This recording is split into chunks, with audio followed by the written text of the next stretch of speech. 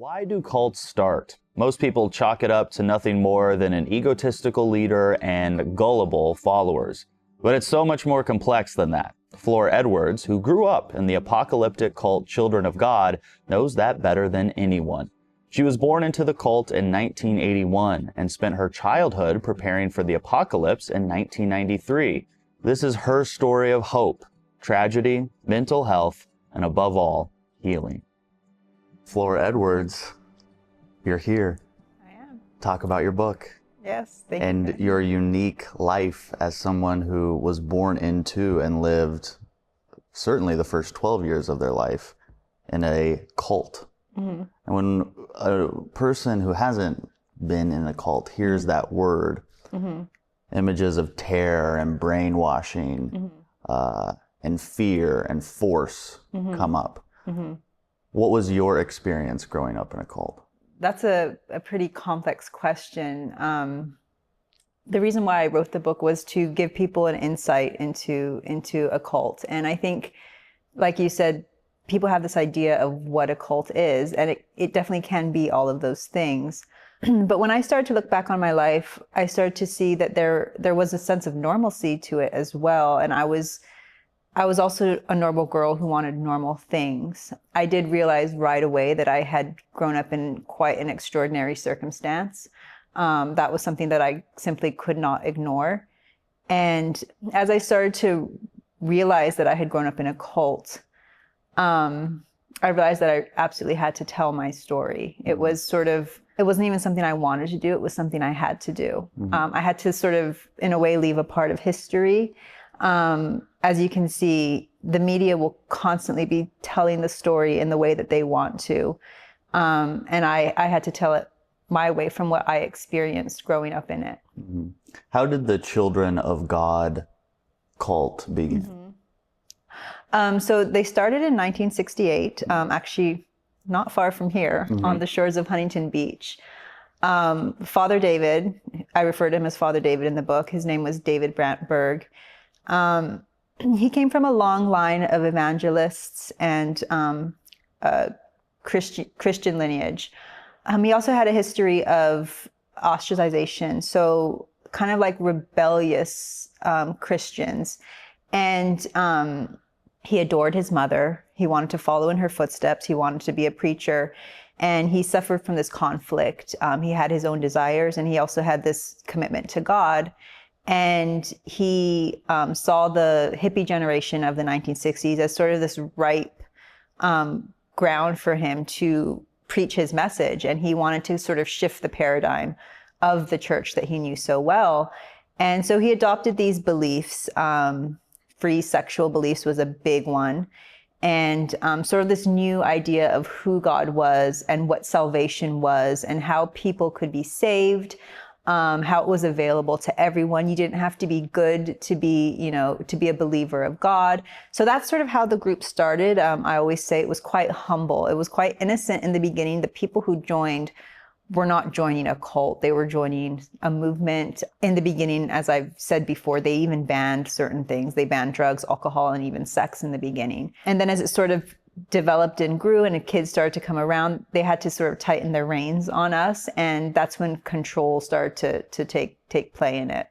Do you feel like the members of the Children of God having children is the reason then this group shifted to a more forceful type of control? Oh, absolutely. Yeah. Wow. Because if the adults who joined, they were all there on their own free will. Uh-huh. I think at some point some of them probably wanted to leave, but the way a cult works, it sort of sneaks up on you. So the leader cut them off from society. So isolation was a big component of the group.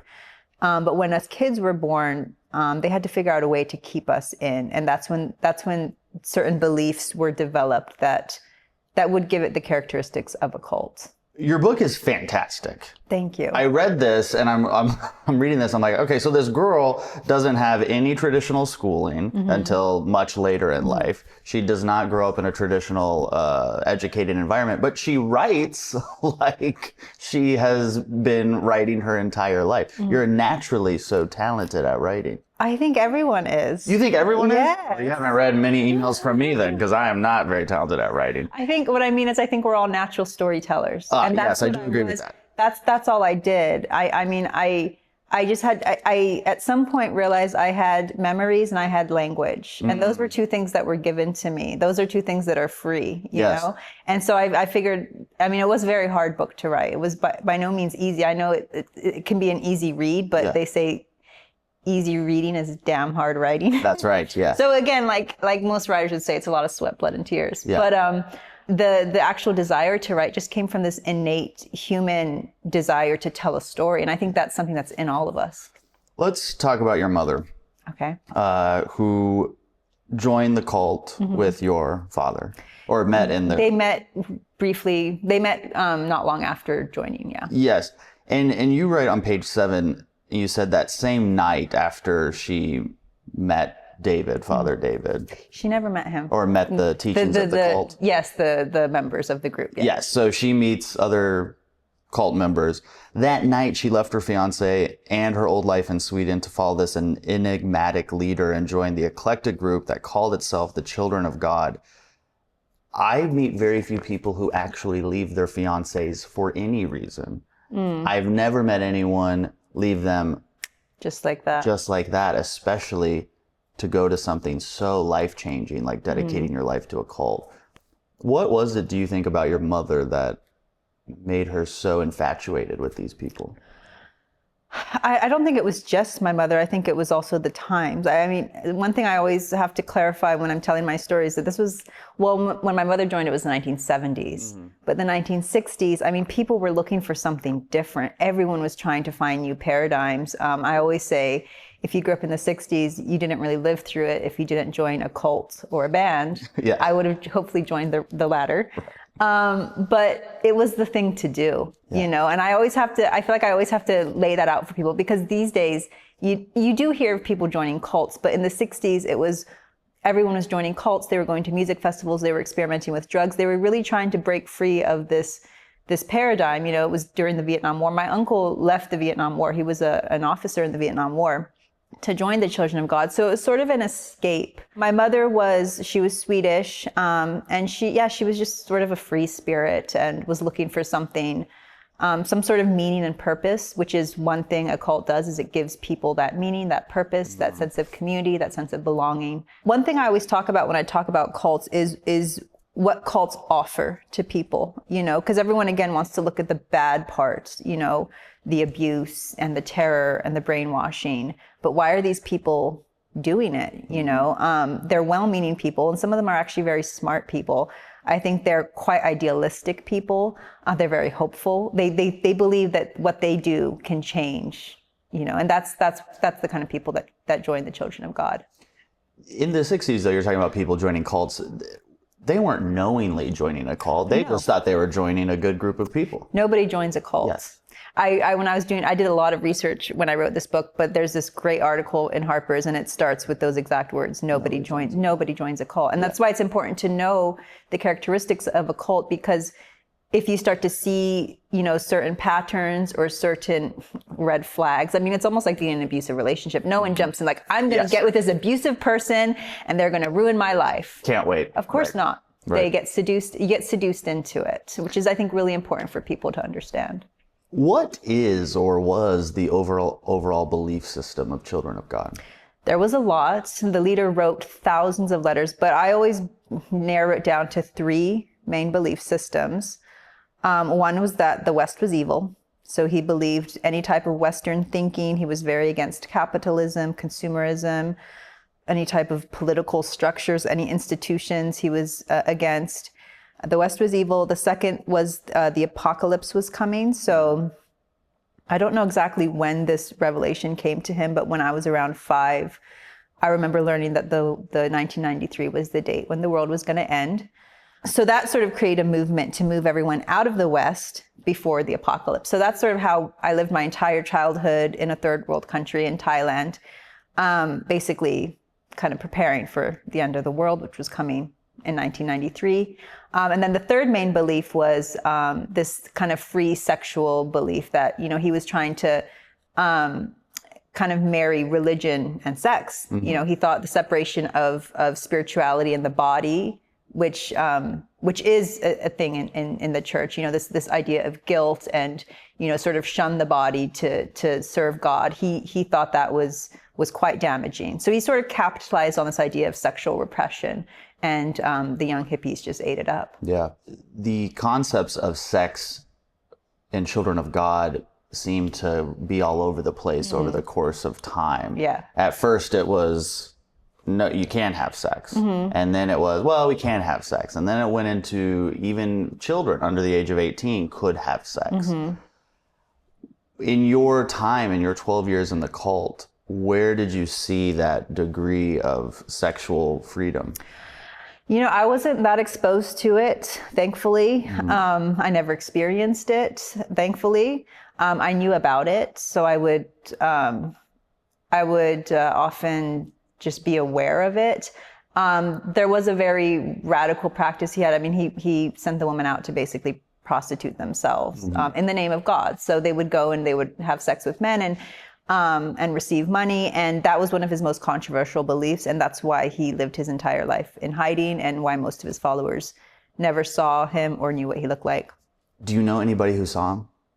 I do, yes. I've met a few people who did meet him, yes. And what did they say he was like? An alcoholic. An alcoholic. Which I never knew. Yeah. An alcoholic, abusive, angry. Yeah. And so growing up, I thought of him as like a big, cuddly kind of teddy bear. Yeah. In fact, in the cover of my book, again, this sort of mysterious figure, that's a caricature of him. So in all the pictures, he would white his face out and draw the face of a kind of like a big, cuddly lion. Right. And that was his persona for us. So thousands of people across the world are taking orders from an angry alcoholic. Yeah, who I think his mystery sort of it sort of added to his allure, because the less people knew about him, the more willing they were to believe him, because it was this mysterious person, you know. He kept himself out of reach, and that just made I always say he's sort of like this Oz-like figure, you know. So everyone is constantly trying to please him, and everything he said was basically kind of like the law. You know, we had to follow it. We weren't allowed to speak against anything he said. And yeah, I think it actually added to his control that he had over his. When you were a child, did you want to see him? No. So I think I was just sort of like, kind of maybe a little scared of him, but yeah, I had no desire to see him. But you believed he was the Word of God. I think I had no choice to believe otherwise. So, I mean, I would listen, we would hear tape recordings of him, you know, telling stories. And yeah, I had no choice to really believe, but I don't think I was, as children, you're not really forming your own belief system. So I just had to go along with, you know, what everyone taught me. And you obviously didn't have anything to compare that to. So for you, that was just life. That was my normal. Yeah. Yes. How many different places did you live throughout your childhood? I think I mentioned this somewhere in my book, but at one point I remember being 12 and counting about 24 different places. You were 12 years old and you had lived 24 places. I believe so, yes. That's counting like various campgrounds. Sure. I was born in Sweden, moved to Mexico when I was 6 months, came to California when I turned 1, lived kind of all over Southern and Central California, and then moved to Thailand when I was 4, and then moved all over Thailand. So we were living in, you know, the rural, northern, beautiful countryside, Bangkok, the southern tropical islands.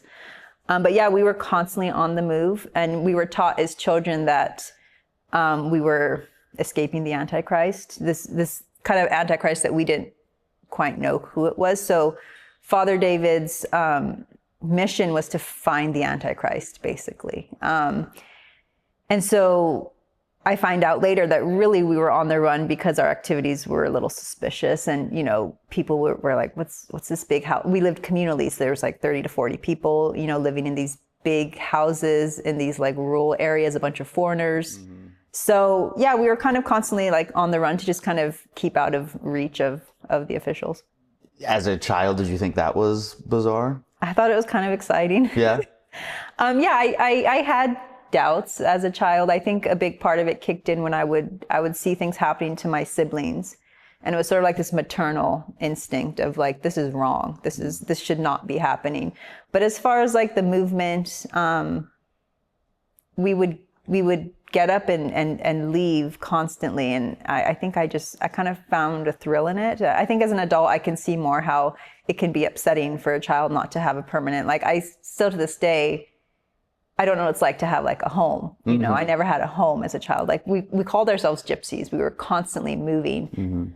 But no, it was kind of thrilling for me, I guess, as a child. Yeah, that comes across in your book. Yeah. There was this excitement, and we'll talk about this in future sessions, but your desire as a child to just have that quality time with your family was so real. Yeah. I don't care if you grew up in a cult or if you lived a lavish life in Beverly Hills, all children want, and I think need, to feel that security, safety, priority, that bonding with their family.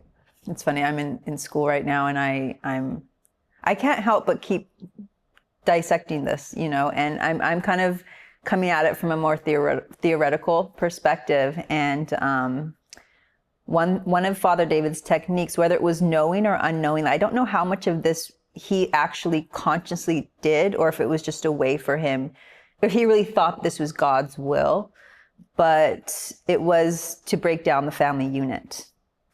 So he saw the family, the nuclear family, as an impediment to God's work. So we were always separated. We weren't really allowed to have those like tight family bonds, you know, that most people hopefully have, which not everyone has. But then he created this sort of facade of like, oh, this is your family, you know, this is your new family. And that was, again, his way of kind of keeping control over his followers. Do you believe that he believed what he was doing? That's a good question. And that's something I still, like, I'm trying to uncover. And I want to write more. I want to write more about like the how and the why of it. Yeah. Like, how did this happen and why? How did he control? What were the techniques he used? I don't think I'll ever know if he was consciously doing it. Like if he was, and I think this is the thing I face, is that people, I talk a lot about this stuff, so I'm sorry if I kind of seem like all over the place, but the easy answer would be bad leader, dumb people, right? Yes. That's the easy answer. That's easy, yep. That's the answer the media wants. Yep. It's a lot more complex than that. So I don't know if Father David knew what he was doing consciously. I think on some level he believed it was God's work, but I think at some point the guilt started to eat away at him, and he died a year after his predicted apocalypse. So I think he just at some point realized whatever he was teaching these people wasn't coming to pass, you know, and he did ruin a lot of lives. Have you heard of the just world theory? No. One of our MedCircle doctors, Dr. Arrett, discusses the just world theory in a series we did on PTSD and people who've suffered sexual trauma. And the theory basically says that we project our own ideas onto people to keep our world safe. So when people hear that your parents raised you and your 11 brothers and sisters in a cult, to your point, the easy answer would be, well, that guy is bad and those people are dumb. That way I'm protecting myself because I'm not dumb and I don't associate with bad people, so that could never happen to me. But if you've watched anything on cults and organizational, you know, communicating in this form and structures, it can happen to anybody. Yeah. It is not something that could only affect a specific group of people. What do you think about that? Yeah, I mean, when I did start to sort of unpack and research and study my past, basically, I think it was a hard realization, and even to this day, it makes it a little difficult. If you grew up in like sort of like a traditional abusive, whatever that means, but like traditional those abuse, normal abusive households. Those normal family abuse scenarios, where you have the abusive alcoholic father who beats you and the absent, drunk mother, you have these bad people to blame. I have Father David, but I never met him. And a lot of the followers, they were actually very, like I said before, smart, well-meaning people, kind of idealistic. I listened to a podcast on this group, and their sort of conclusion of it all was that the downfall of the children of God was they were tragically hopeful, which I thought was a great way to put it. And it's kind of a wake-up call, because it's like this idea, the idealism can lead you down a very dangerous path. Yes. And I think this group was a sign of that. When you were in Thailand, where you spent most of your time with Children of God, it seemed like that's also when the Children of God was at its peak. Would that be fair to say? Yeah, it could be. Okay. Yeah. I mean, it went through phases, yes. like any movement organization. So I always think of, there were the early days, there were the sort of the strict days, and then there was the falling apart of the whole thing. So yeah, I grew up during these. It was all about the children, all about training us to be these basically end time soldiers. End time soldiers. Yeah. And what does a day look like for a child being trained to become an end time soldier? Yeah, it was very regimented. So it was, we were constantly being watched from, the time we woke up to the time we went to bed. We didn't have a traditional schooling. So we would definitely hear a lot of Father David's teachings, in the morning. We would have what we called get out. So we were able to go outside and play. And yeah, just like the standard 3 meals a day, and, just nap time and things like that. But as far as the day-to-day, I think what was missing was definitely schooling and time with family. So I didn't really hardly see my parents. Sometimes I would, but yeah, I was constantly like longing for them.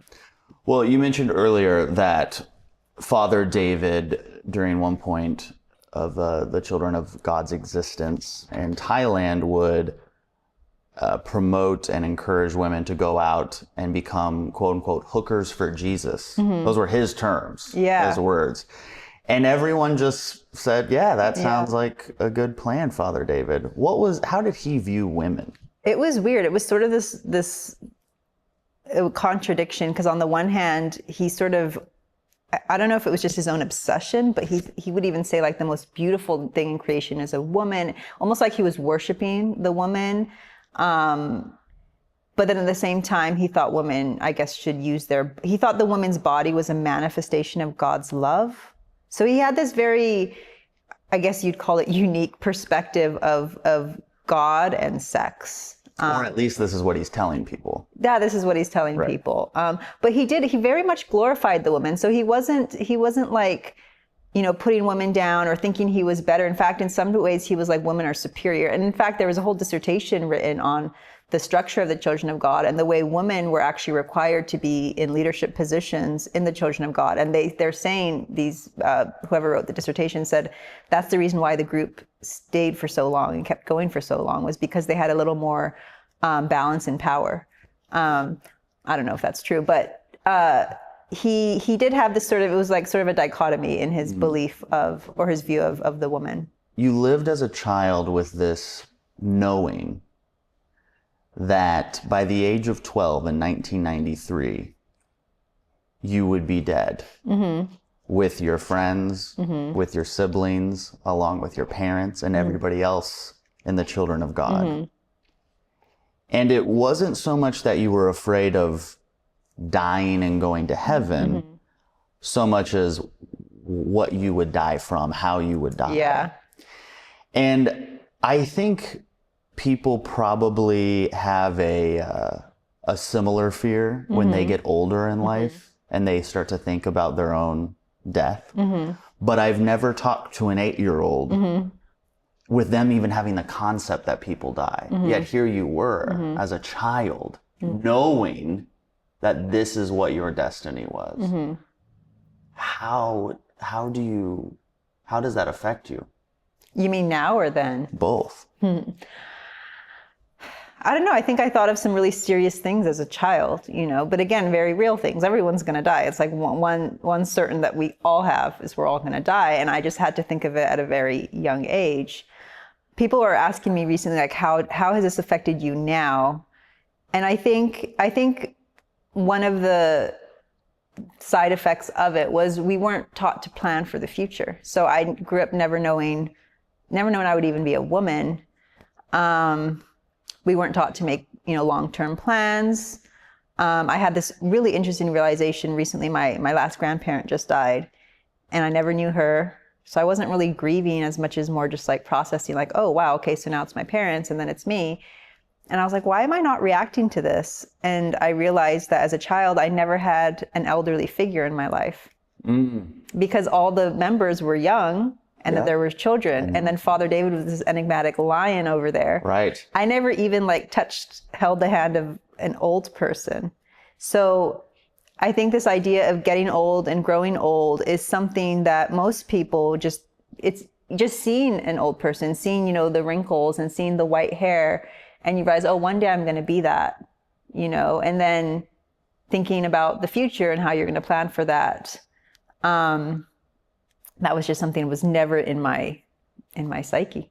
I never thought of that. And so what do you think the implications of not thinking about that does for you now? I don't know, to be honest. Yeah. I don't know how anyone would know. It's such a unique situation to be in. You say on page 46, when a child is forced to think about death, they don't think about what will happen in the afterlife. They think about the exact moment of death and what must happen for a person to die. Mm-hmm. Did all of your siblings and all the children have that same thought? No, I was shocked to know that I had this very unique sort of obsession over it. I think some did. I talked to my cousin, and he said he was like, yeah, Flor, I was always thinking about that too. But I think most kids, we were caught up in this very kind of social, excitement constantly. But I think my mind took to this idea of like, hey guys, we're going to die. Right. Does anyone know what this means? Should we talk about that? This is a physiological thing. So I just, somehow the way I process it, even I have an identical twin sister and she wasn't thinking about these things. So no, not everyone processed it the same way. Maybe it was the morbid, creative part of my brain that wanted to build a story. I was building my own narrative back then. Obviously I've never met anyone else from the Children of God, at least that I know of. You seem different, though. A bunch of them in Oceanside. Are they really? Oh. A bunch of my cousins live right around here. Hey, come say hi next time. But you do seem like you had a different perspective than the other kids, just based from the book, which I know is biased. But it seemed like you had an awareness that maybe the other kids did not have. Possibly. That's another question I don't know that I can answer. I think I was always very observant. So I think a natural tendency would be to get involved. And I just, like when I wrote the book, it literally felt like I had this movie that had played throughout my childhood. And all I had to do was sort of paint the picture. I don't know if that's because I was forced to sort of be quiet. You tell someone to shut up and sit down, they're just going to sit and watch. And that's what I did. I sat and I watched what was going on around me.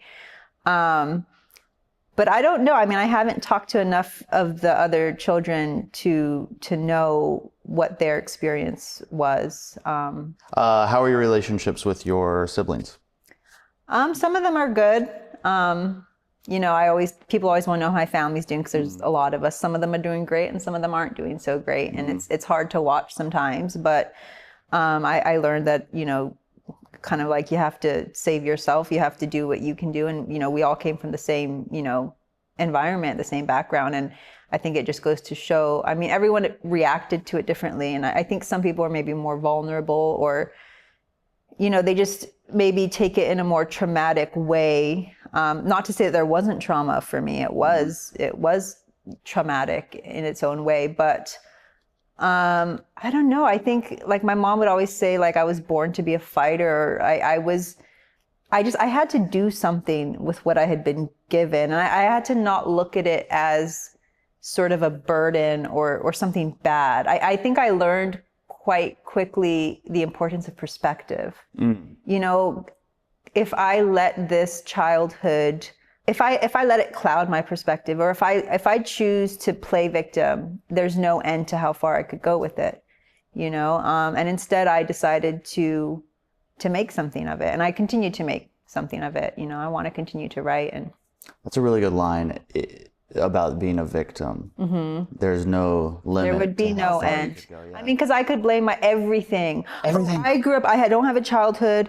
I really didn't have a family. I never had a future. I was supposed to die. I mean, a lot of kids did commit suicide. They couldn't deal with this world. Like, it wasn't even so much the childhood, it was the change of being in this completely isolated world, almost like in an incubator. Like, we were completely sheltered from everything, from media, education, institution, social, obligations, everything. And then we were just sort of all of a sudden dumped into reality. And that was the hard part, comprehending all that. Is there anything you left out of your book? Well, I've lived a whole life since then. That's what I always tell people. This book, I started writing it when I was, it took me 12 years, but I started writing it quite young, and I knew where the ending was. But since then, I do plan to write more. Mm-hmm. Yeah, I mean, a lot of scenes were cut, or, in the end, I think it with the work of my agent and editing it, we found what was most important. And, I went through it so many times, and it was the story that I wanted to tell. What is your very first memory? That's a good one. I just thought of this the other day. My very first memory was actually in California, and I was in an apartment, and I just remember, I must have been like 3, and I just remember thinking that I had been locked out of the room, but I hadn't been. And that's my first memory. And this was when you were with your mom and dad, traveling in California. Yes. And you and your twin sister, Tamar. Yes. Tamar. How many other siblings did you have at that point? I think there were 6 of us. Oh, there were 6? Mm-hmm. Okay. So how old were you? Like 3. Then did you have that fear of dying? No, because I didn't, the sort of the revelation or the prophecy that the world was ending didn't come out until I was around 5. Okay. So it was once we moved to Thailand, that's when the sort of that narrative of the end coming became more prevalent in our lives. And so what did Father David say? The world's going to end and we need to get ready? It's hard to explain this because his beliefs were so embedded with propaganda, and he used images. So the only way he communicated with us was through what he called Mo letters. And so he would sometimes send out like a letter. Sometimes he would send out a picture. But I remember the original picture, and I think I talk about it in my book, is sort of like this caricature of, it's kind of like an allegory of the US, where it's like this big, greedy, selfish woman.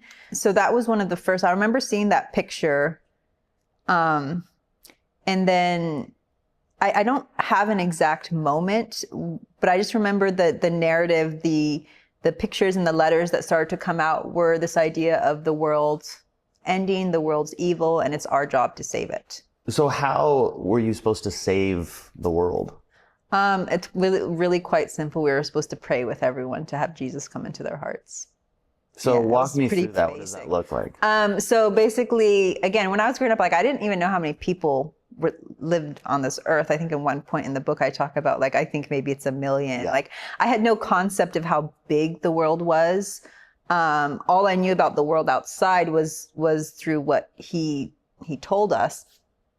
And so we would actually go out on what we called witnessing trips, where sometimes we were going out to get money, but a lot of times, sometimes we were going out to help people. But a big majority of like our outreach was to literally one by one just go and talk to people and pray with them.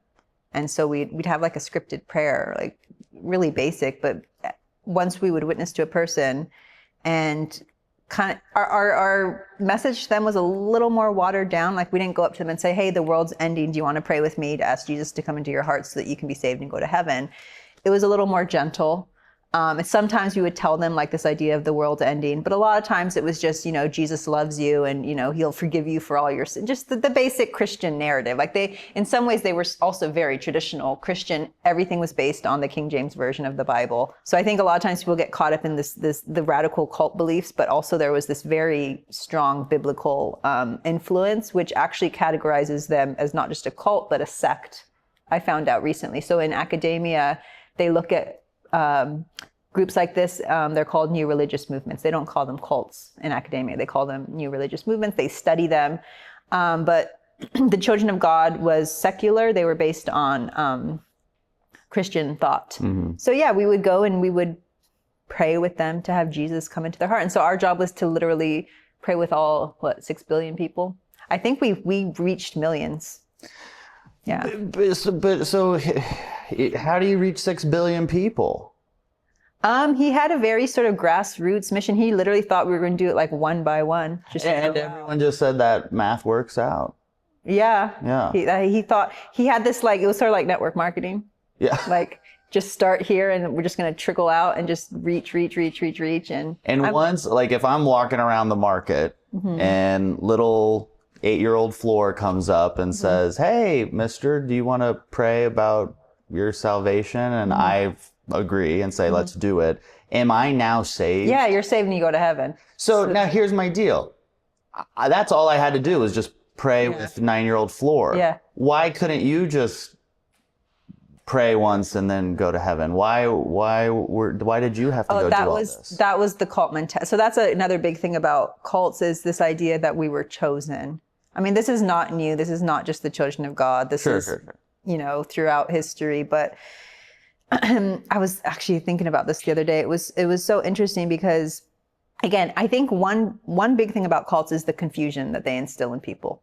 It's like they tell you one thing and the exact opposite happening simultaneously. So, for example, everyone needed to improve themselves. Everyone was kind of inherently just a bad person, and you constantly had to be searching your soul for your sins and asking God for forgiveness. But at the same time, you're chosen. God has chosen you for this special mission. So you can imagine how just psychologically that can get very confusing. I'm an evil person, but I'm also a super special person. Right.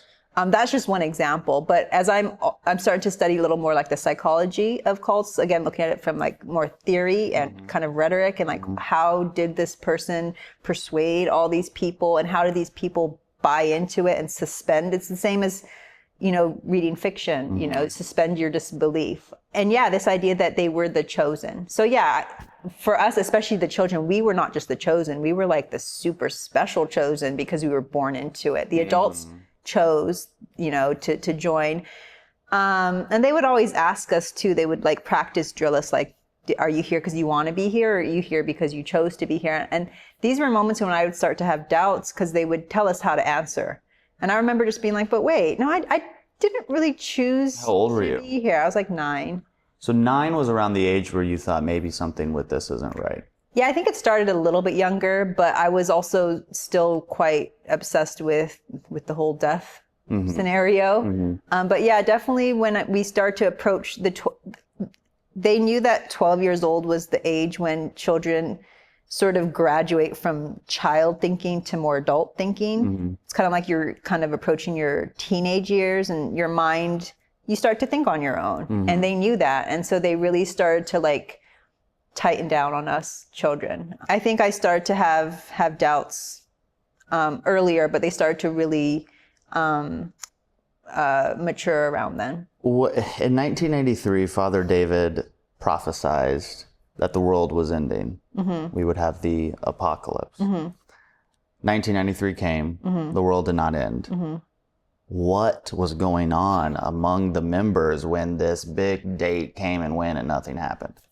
I always wish I had something more exciting to tell you, but so if you're familiar with the Bible, there's this whole sort of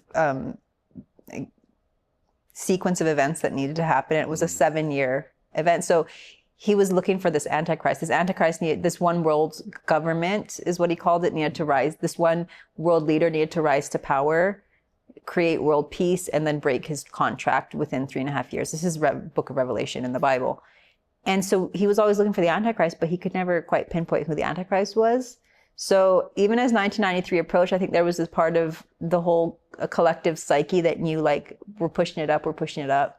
Because the what was prophesied wasn't just the end, it was the 7 years that needed to happen before the end. So that's always important to clear up. So when 1993 rolled around, I think he was beginning to realize, like, oh, okay, this is not happening how I had predicted it. And what he did is he had everyone move back to the West. I'll never know his motivation for that.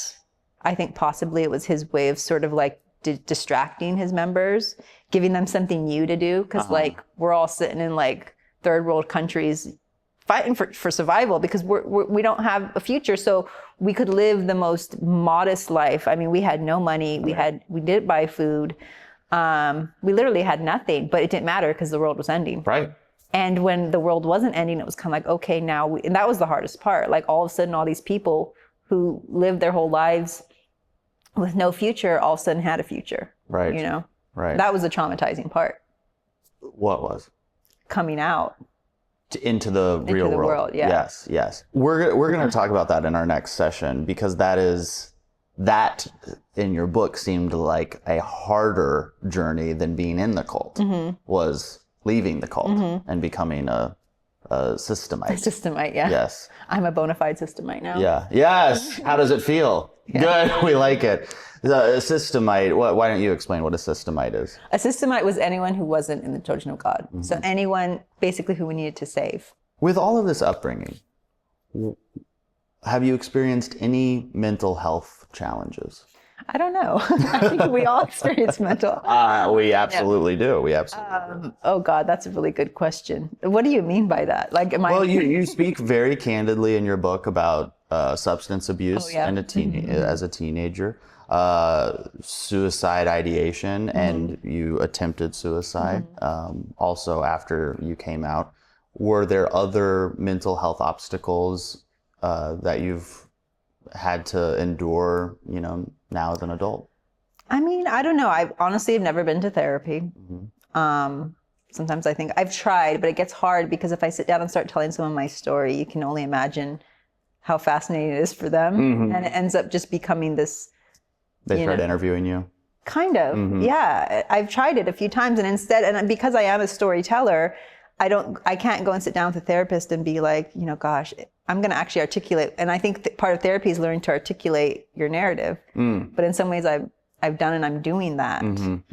I think something that's not talked a lot about, when it comes to abuse is psychological abuse. There's no physical evidence of it. I think what I learned when I did start writing my story and I really started to realize what had happened was we were deeply psychologically manipulated on such a level that some people simply couldn't kind of release that veil. It's like they skewed our perspective. I mean, like you mentioned, we all do. Everybody does.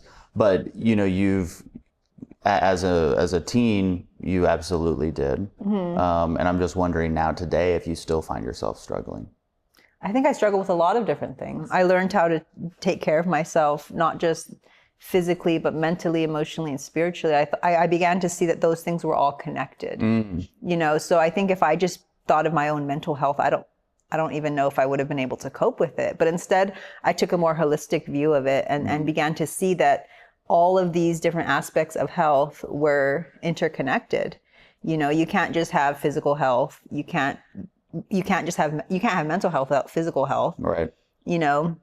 Spiritual health, again, that's like on the highest, level, but eventually that's what, you're working towards. And I think, again, perspective was the most important thing for me. And being an extremely curious person, I think I could have sat back and let myself have mental health issues for sure. But instead I became very curious about it. And I always needed to understand what had happened. And again, that's why I write and why I wrote about it. Do you think your curiosity saved you? Yes, 100%. In my admission letters to grad school, I said, curiosity kept me alive. Yeah. Yeah. That will relate to our viewers because they have their own curiosity. That's why they're here on MedCircle, because they are curious about whatever topic they're here to learn about. That education comes when people are curious. And I think that's a really important life skill that we don't talk about. I don't think we've ever talked about it on MedCircle, about how curiosity can help propel you forward. I think that's something that I think is a bit historical. I mean, when I'm in education, I think what a big thing is happening is we learn to find the right answers. We don't learn to ask the right questions. Yes. And asking questions is so much more important than having the right answers. Yes. And I don't know where this started, but I think maybe a few hundred years ago, we were more curious about things because we didn't have as many answers. Right. But it's almost like now we've answered so many questions, no one's asking any more questions. Yeah, We need to start asking more questions. Yeah, I can't be the only one. My childhood forced me to ask questions, and that's what kept me alive. Yeah. Yeah. Are you angry ever? Yes. Yeah. Lately, I've been extremely angry, but About it's what? good. Everything. Tell me two things. Oh gosh. Unless it's me or my dog, and then I don't want to hear about it. Well, I put myself back in school, and I think I definitely gained a new perspective on what's going on in this world. And I keep understanding this more and more and more. And I realize that it's important to not look at just the symptoms, but understanding the cause, right? And I'm sure you know about this, but so when I look at something like this, I don't just look at what happened. I looked at what caused this thing to happen. And that puts you back in history. And I begin to see that we're now in a point in history. I mean, no one can deny we're in a very dire state right now. It's almost like, in some ways, we're living through an apocalypse. I always say it's like we're committing mass suicide. It's just a long, slow, painful death. In what way?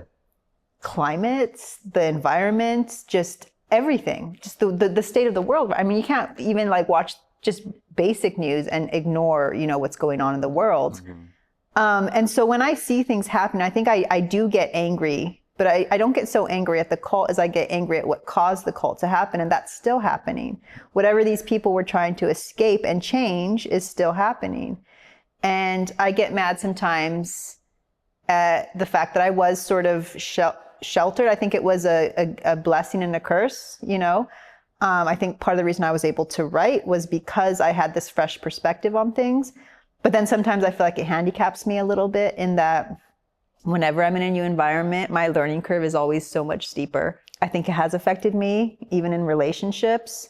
But again, I try not to, you'll never find me sitting back and crying about it. Like, I don't know, like I said, I think I'm just a fighter and I'm curious. So I have to just keep going. But yeah, I do get angry a lot. Yeah. What makes you happy? Oh, a lot of things. I've learned that the most important thing I think is connection. And I think, again, the reason why people joined a group like the Children of God is they were looking for that connection. So they were finding connection to God or the divine or whatever you want to call it, connection to other human beings, which is, again, something we lack in this world. We're extremely isolated, or connection to yourself, or connection to nature. Any type of connection, I think, is going to fuel your spirit, your health. And it's hard. I mean, I feel isolated a lot too. I'm a very busy person.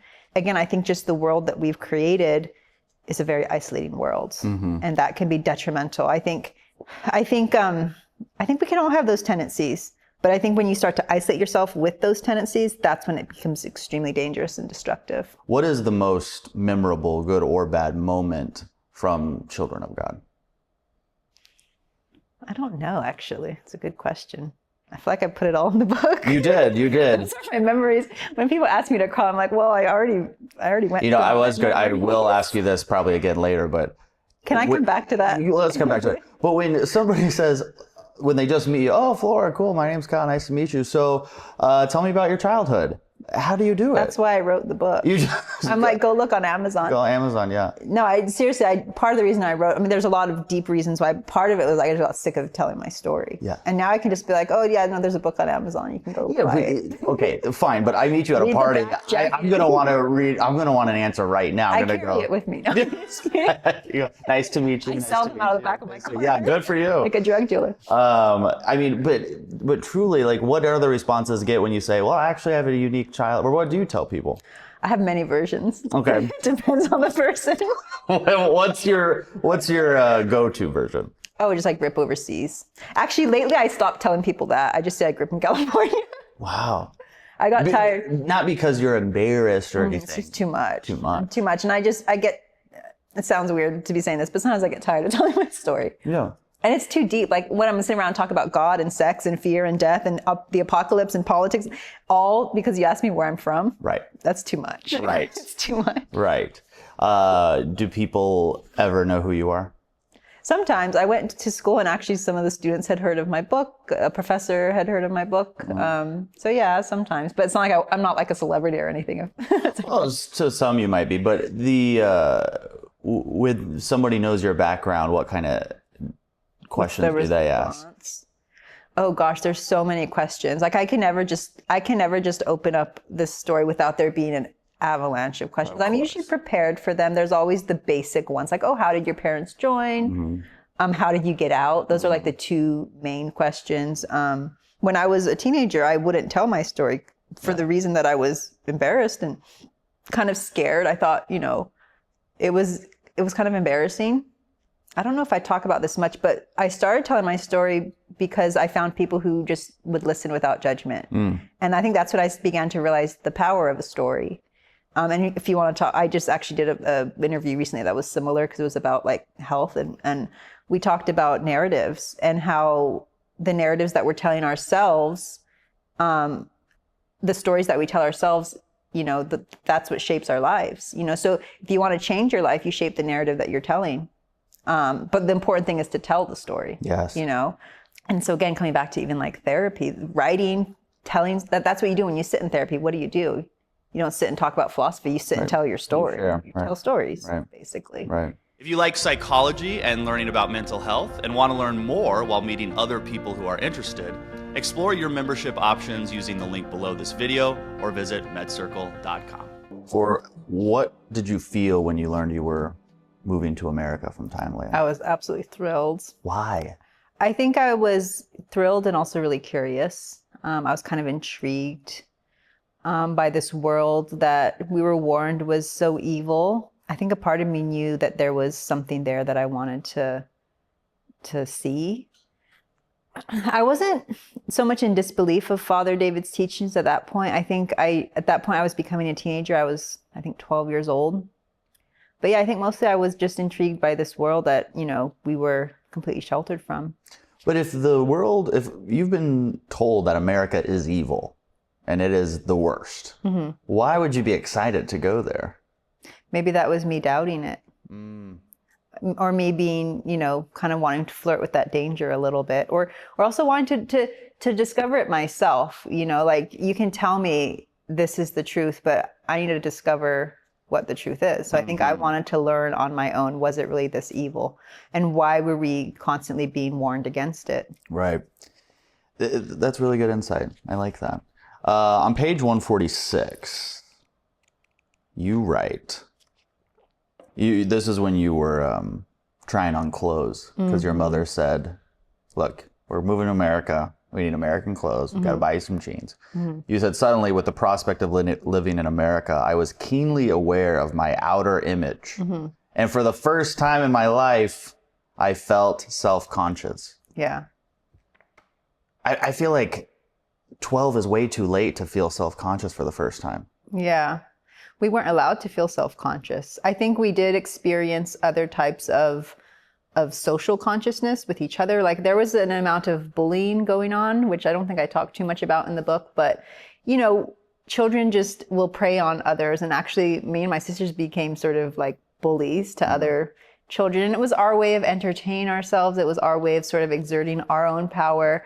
It was our way of just experimenting socially, but I never had that outer self-image consciousness.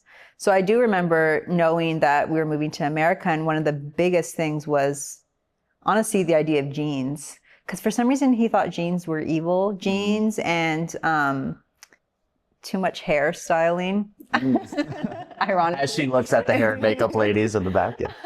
Yeah, like anything that caused you to look a certain way, to kind of be concerned with your outer image was shunned. So this idea of needing to wear jeans and kind of look a certain way was all of a sudden top of my priority list. Was that exciting? It was overwhelming, Yeah, I was a teenage girl. So I was also like, trying on new clothes and just kind of becoming aware of, again, this body that I didn't even know I was going to have. The idea of maturity, physical maturity even meant that at some point I was going to have to basically become, as Father David would say, God's love slave. And I did not want to do that. And what did it mean to be God's love slave? It meant that women, when they came of a certain age, really weren't supposed to say no to any sexual advances from any other men in the group, but it was confined to the group. So it wasn't just, so they came at it with a certain intention. And because he believed that sex was like a manifestation of God's love, they almost treated it like it was a prayer in a way, if that makes sense. But still, as a woman, once you hit a certain age, if that advancement were to come my way, I wasn't supposed to say no, or I wasn't going to have a choice. And that terrified me almost more than death. Absolutely. Yeah. And you witnessed this growing up? Yeah, I witnessed it to an extent. It wasn't as widespread, I think, as most people want it to be. But yeah, I would see and hear, adults engaging in sex quite often. Were adults ever engaging in sex with children? Not that I was aware of. So there was one incident where I was aware that one of the adult members had been inappropriate with his adopted daughter, and he was excommunicated completely, and we were aware of that. So my especially my mother, I felt like she was in some way, as best she could, trying to protect us. So she took us aside and she actually told us what happened, which she didn't have to do. But I think it was her way of letting us know that this is not tolerated. The church excommunicated him, or the children of God. Children of God, yeah. And they did have strict rules. So in the beginning, like I said, it was kind of like in segments, the early days, the strict days, and then the kind of falling apart. So in the early days, it was more like a free-for-all. And then in the strict days, they sort of had to put limits on it. And it was in a way to sort of protect and also control us. Yeah, it's very clear in your book, or at least the perception I got, was that, was children of God this wonderful, great thing? No, but it wasn't as abusive and as mean and as tormenting as the media might make you believe. Yeah. And the initial intention was very good. Pure, And you mentioned, again, your brother even says, and Flor, we did good stuff. Yeah. We helped people. Yeah. Do you believe that that children of God was mostly good or mostly evil? Oh gosh, that's a tough question. I think it was both. Yeah, I think their intentions were good, but then you have the whole path to hell is paved with good intentions. So it gets you questioning all of that. But I think their intentions were good. I think their practices were became ways to control. And so in that sense, I think it started to become, some might say, evil, or things that shouldn't have been going on were going on. When you're in America, you're living in Chicago, and you start going to school immediately? I didn't start going to school till I moved to California. Until California. Okay. So now you're living in Chicago, and how does your life look different in Chicago than it did in Thailand? The thing I remember most was just having more of awareness of this world outside. Like, just physically, we didn't have walls anymore. So in Thailand, every home had to have walls that were 8 feet high. We would go out and we would see like the country. So I really tried to paint that picture because I remember those images were so vivid. But our day-to-day life was very, very sheltered, in that we weren't even allowed to like look outside the walls. But when we moved to Chicago, to a suburb in Chicago, there was just this opening of my world where we would walk to the park, which we could never do in Thailand. There was sort of this lift of fear, like the fear lifted a little bit. I think just, again, a cult is sort of like this collective consciousness. It's groupthink, basically. It's the epitome of groupthink. So I think in some ways the fear of death or this pending apocalypse lifted a little bit, and there was a little more lightness. maybe a shift of priorities. And I could feel that, even as a 12, 13-year-old. We started watching TV. So I watched the Olympics. There was a lot of interesting stuff on TV at the time. But yeah, just sort of starting to see this world and becoming quite intrigued by it. And it didn't seem as scary as maybe I was led to believe. How did your parents feel moving back to America? I don't know. I never asked them. Now, forgive me for not knowing this, but your parents are still alive? Yeah, they're still alive and they're still together, yeah. And are they in the cult? No, I mean, we all left when I was around a teenager. Okay. And what do they do now? My father's actually a professor. So a lot of you guys went into academics. Yeah, he actually dropped out of college to join, and he was a very, very smart student. And so when we came back to California and he realized, like, oh crap, I have this huge family to feed, basically, he immediately knew that education was his strength. So he went back into school, and he meant to, I think he was going to try to become a PE teacher, just something simple and basic in high school. And he ended up getting his master's in math, and now he's a math professor. And what about your mother? My mother doesn't work. She's had some health issues, and so her health has been a big priority. But she's been basically kind of a stay-at-home mom, I guess. And do they live in California? Yeah, they live in Southern California. So are most of you guys in California? Yeah, we actually were all in California, not Southern. Oh, wow. Northern and Southern. All right. We all moved out to the very west as you can go from Thailand. Yeah. Is there any part of you that missed the structure of your life in Thailand? No. So when you moved to America, you were just like, this is way better. Oh yeah. I mean, and who knows what it was exactly. I could have also just been, again, changing, I think 12 years old is such a pivotal time in a person's life. Like you're basically switching from child to adults, those teenage years. So, Thailand seemed a lot kind of more dark. It was just, there was a lot more structure. There was a lot more oversight. It was just more strict, and there's more freedom, I felt like, in the States. Did you feel that now you were going to live into adulthood since the date of the end of the world had come and gone? I don't know if I even thought about that. I more just kind of, I think everyone kind of just realized that the end wasn't happening. I think I do talk about that, where they just started to push it back. It could happen any year. So instead of being 1993, like now, it was just like, oh, every year. And they didn't have as much focus on it. After it didn't happen. Yeah. I think the leader did say, he said that we were doing such a good job that God gave us an extension. That's right. That is in your book. Hilarious. I didn't find that out until as I was writing my book, and I cracked up over that. So that wasn't given to you as a reason until you... No, a lot of this, I mean, most of it's through experience, but I had to kind of fill in the gaps. Right. I was like, what did he say? Right. When the world didn't? And I don't remember what he said. I do remember this whole idea it could happen this year. I think I talk about a letter that I see, but when I did research on it, I realized that God was pleased with our work, so he's giving us an extension. It's convenient. Yeah. Yeah. Thank you for the extension. So every year before Father David's birthday, the members of Children of God would celebrate the 3 days leading up to it. What did those celebrations look like? Well, it would start with a fast. So it was more like a kind of like prayer. Usually there was a new prophecy that Father David had come up with, or his leadership. And the celebration would happen on the 4th day when we would break the fast. So, that type of a thing wasn't, again, necessarily unique to the Children of God. Like in a lot of religions, fasting and prayer is part of like the way that they worship. So I think that was just a way for people to kind of physically show their commitment.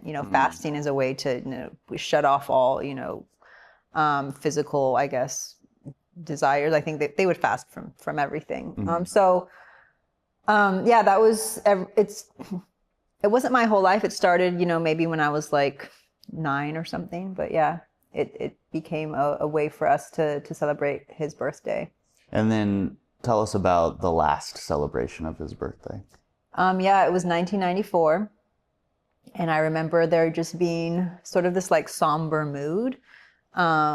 Some of the adults seemed like they were kind of like deep in thought, and it was just something was different. I could tell something was different. And so we all gathered. This was in Chicago. We all gathered into the living room, and I'll always remember the exact words. The shepherd opened, the letter, and he said, he didn't like preface it with anything. He just said, Grandpa, our beloved father in the Lord, has gone to be with Jesus. And that was it. And he just kind of left it, and you could like hear a pin drop. Everyone was just like stunned. The adults all started crying. None of the children cried. And that was the beginning of the aftermath. After that, everything changed. Like if there was one moment, one day in my life that changed everything, it was that day, because he controlled my entire existence, right. Our entire existence. And when he died, I mean, a defining characteristic of a cult is the leader. There has to be someone steering the ship. And when he died, everything changed. Why don't you think the kids were crying? Because we didn't love him. We didn't care about him at all. We really had no attachment to him. We didn't honor him as much. We were forced to believe everything that he said and did. And the adults, they really, when Father David started the group, these people revered him like he claimed to be a prophet, which you don't hear often these days. But hundreds, thousands of years ago, there were always people claiming to be prophets, and people would follow them.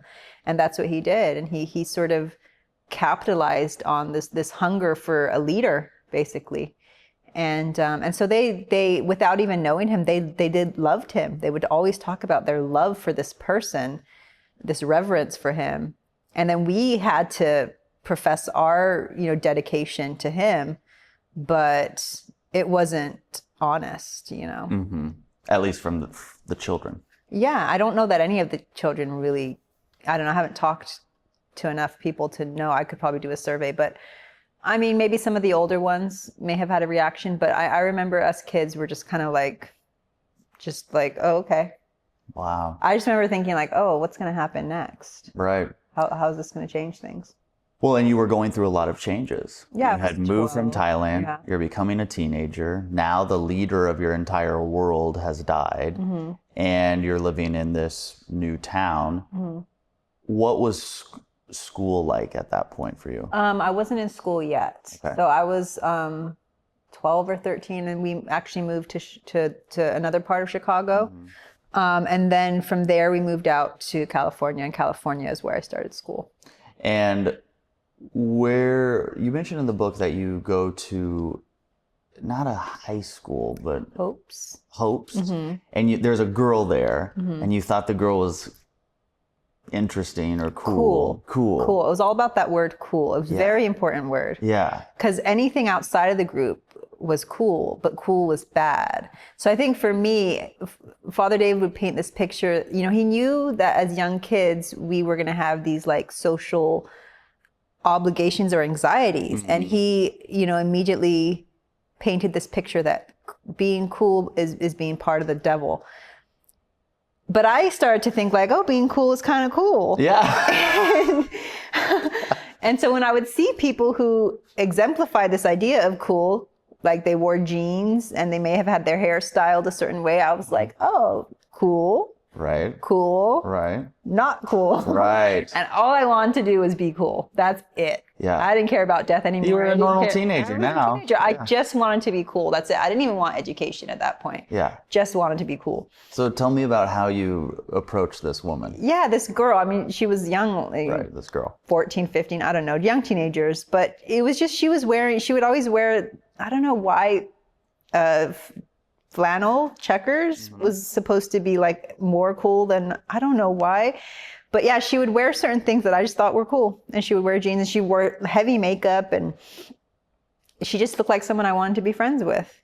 So I wrote her a note asking her to be my friend, and she never talked to me again. Well, she had never talked to me at all. Ever. Yeah, I don't even mean to laugh embarrassing. at it. But... No, it's embarrassing to think about, but But that's how that was it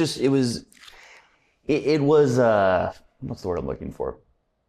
Coincidental, I guess, that you have received communications from this leader who speaks directly to God through the forms of letters your whole life. Like, these were the most important communications. I never thought of that. And now you going to somebody who you think is cool, which was the most important thing to you, the way you communicate with them is through that letter. Yeah. I think through your whole life, the written word has had such an impact. Oh, 100%. Whether it's coming from Father David, and whether it's coming from you to other people, whether it's coming from, Apocalypse Child, the written word has really driven so much of your life. Oh, absolutely. Yeah. I've never thought of that, but yeah, that's totally true. I wonder if that girl ever put it together, ever read your book and said, oh, that's me. I always wonder if some of those kids from high school read my book. I bet. I did run into one of the girls, actually. They ended up being so sweet, and I learned so much. I think they were just playing the role of teenagers, those kids who would bully me, and they really had no idea where I came from, and they couldn't put us in a box. We went to a school that was very split. It was literally a third Hispanic, a third Asian, maybe a quarter Hispanic, a quarter Asian, a quarter Black, and a quarter white. Like, it was as mixed as you could get it. And so you when you would go to school, based on the way you dressed or how you looked, you kind of fit into these little categories. Now, was this in California? Yeah, this was up in Rowland Heights. Okay. And I just remember people didn't know where to put us. We were these white girls, but we weren't cheerleaders. We weren't, these skaters that, would, skate around with their Vans shoes and, their skateboards. So I think but we would hang out with all these different people because we were just trying to figure out, our own kind of where we fit socially. And the kids who started bullying us, I think they were just preying on the vulnerable. We were vulnerable. But I don't think they actually had bad intentions, and I think later on they did start to realize, like, oh, these girls were, they did start to learn about our story, I think. When you were facing all of these changes in the bullying, how did you react?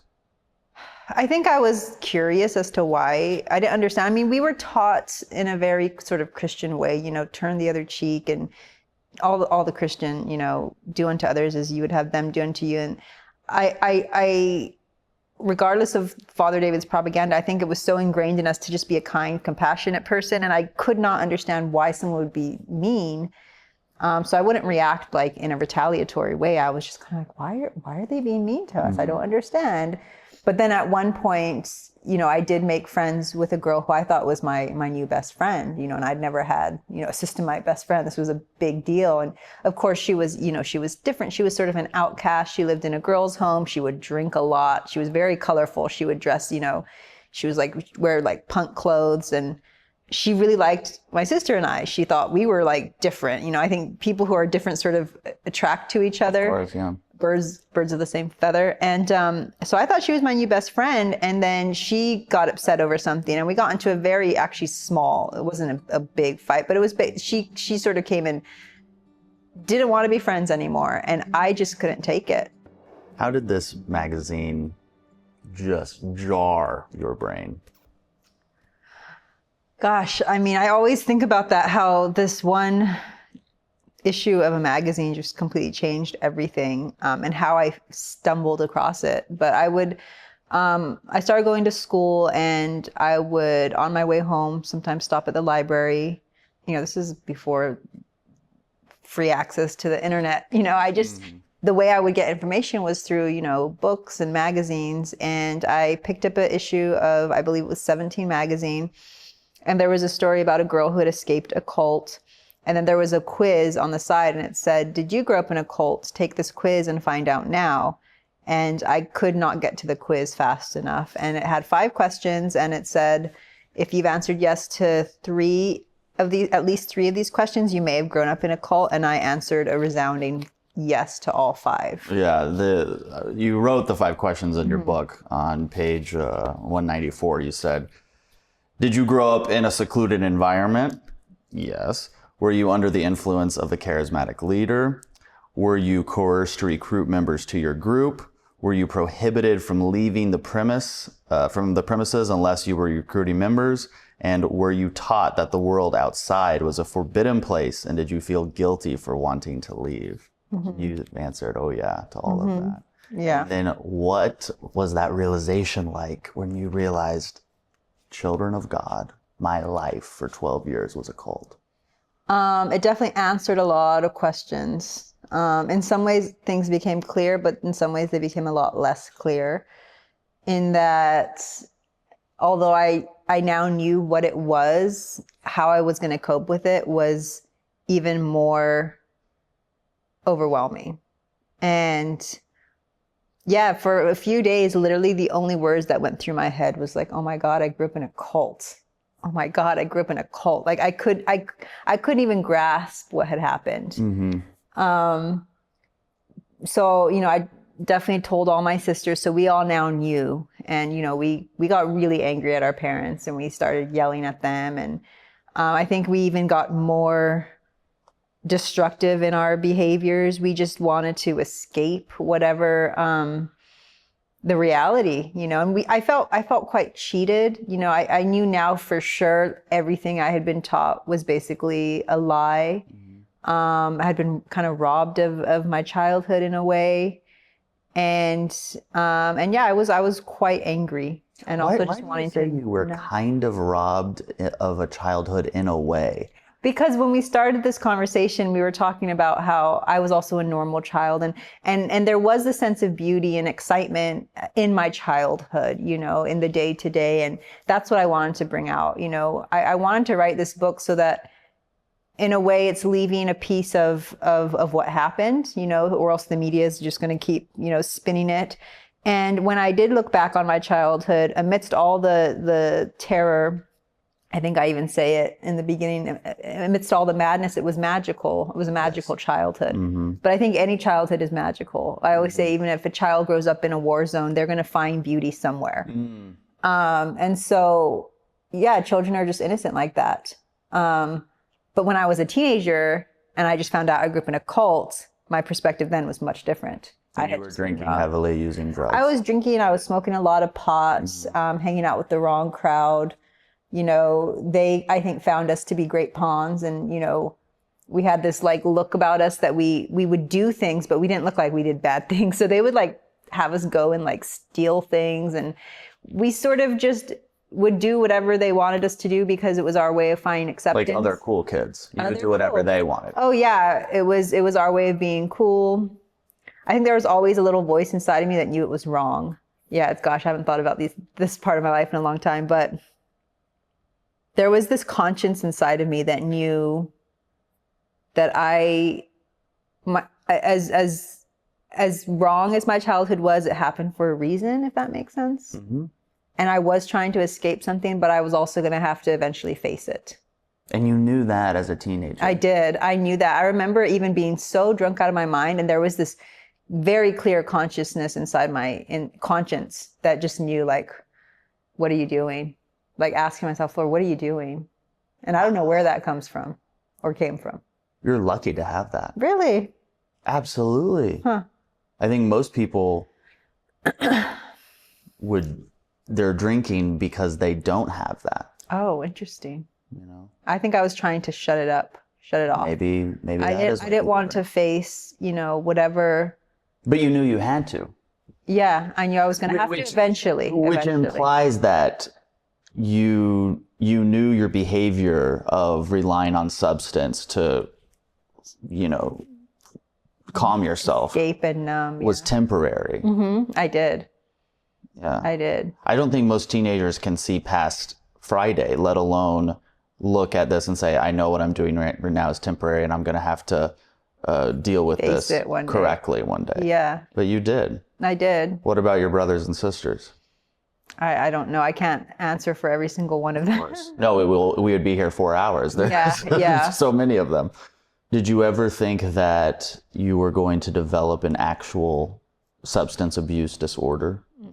No. No, I knew it was it was temporary. It was a way to numb, to shut out, to kind of forget. I remember I would black out sometimes, and yeah, it was just a way to ignore, but I knew that I was going to have to face it eventually. I didn't know how. When you told your parents that you were in a cult and you had made the discovery, what was their reaction? I think they kind of were fired back at us. Like, they also were dealing with a lot at that time. My mother had just found out she had an extremely advanced stage of cancer. She actually only had 10% chance of surviving. My dad had no job really, and 12 kids to feed. They were in complete survival mode. So attacks from their teenage kids, I don't think was the biggest threat to them. They had other survival issues to deal with. Yeah. At the time, they didn't acknowledge it, but eventually, and even now, they do know that it was a cult. They even call it a cult. So eventually they did. My mom read the book and she actually loved it. So they eventually did kind of come to terms with it, but I don't know. A lot of the adults, I wonder if they're ever going to really fully understand the effects of what their choices did to the second generation children. And not all of them have made it out like you have. You mean the second generation or the second generation? Yeah, a lot of, I mean, everyone reacted in their own way, and it was hard for everyone. I mean, even though I've done what I do and I have the perspective that I have, it was not in any way easy at all. It was so confusing. I remember when I was in the homeschooling program, again, I was surrounded by a bunch of kids who were there for a reason, and I was there because I just, I was stumbling into wrong choices, and I went into school and I was getting straight A's. I wasn't struggling at all. Like, I would get straight A's without even trying. Somehow I was just like, school was super easy for me. And also I had never been to school. I wasn't bored of it. So I would go to class, like, honestly, I would be completely drunk out of my mind and get straight A's. And I ended up getting kicked out of school, and I went to the school with, honestly, like, gang members, real drug addicts. And they put me with a mentor. I think they were trying to sort of redeem me. And they put me with like a mentor who I was supposed to talk to. And I just remember sitting with her, and just the only feeling I could come up with was just utter confusion. I was so confused, everything just felt so conflicting. What were you confused about? I think reality. Like, the reality, we were taught that everything was right was wrong, and that everything that was wrong was right. You understand? Like, we were taught that, abusing kids is right. We were taught that education was wrong. We were taught that the world was going to end. We were taught that we weren't, going to have to prepare for a future. So it was just it was like a flip-flop. You take everything that's right and make it wrong, everything that's wrong and make it right. And then you take someone, it's like a mind fuck. It's like, it's complete psychological manipulation, I guess. How did your family dynamic change over the following years? I think there was a lot of conflict and confusion. There continued to be a lot of yelling. We somehow made it through. We actually all, at that time, it sounds kind of humorous amidst all of this, but the group was very vaudeville. They were very much about performing and singing. And when we came back to the States, one thing we did was become clowns. I know. So here it is on 210. You're reading this story, and it says, Mom was in recovery from her cancer treatment and stayed home full time to take care of our youngest siblings. New paragraph. We also had a new family business as clowns. And you're just, oh, well, there's a right turn. So you guys became clowns. It was something that the group did.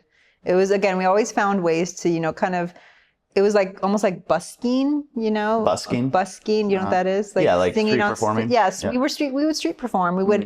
I would stand out, I would and stand outside of supermarkets in some really rough neighborhoods, and as a clown. No, that was before. So that was okay. I'm just saying there was different ways that we made money, and it was very kind of like street begging kind of. And so clowning was a way for us to make money, to make people happy. And yeah, so we were no longer in the group, but we sort of adopted that thing, and it went really well. I would make a lot of money. Yeah, you were making $300 a day. Yeah, pulling in $300 a day.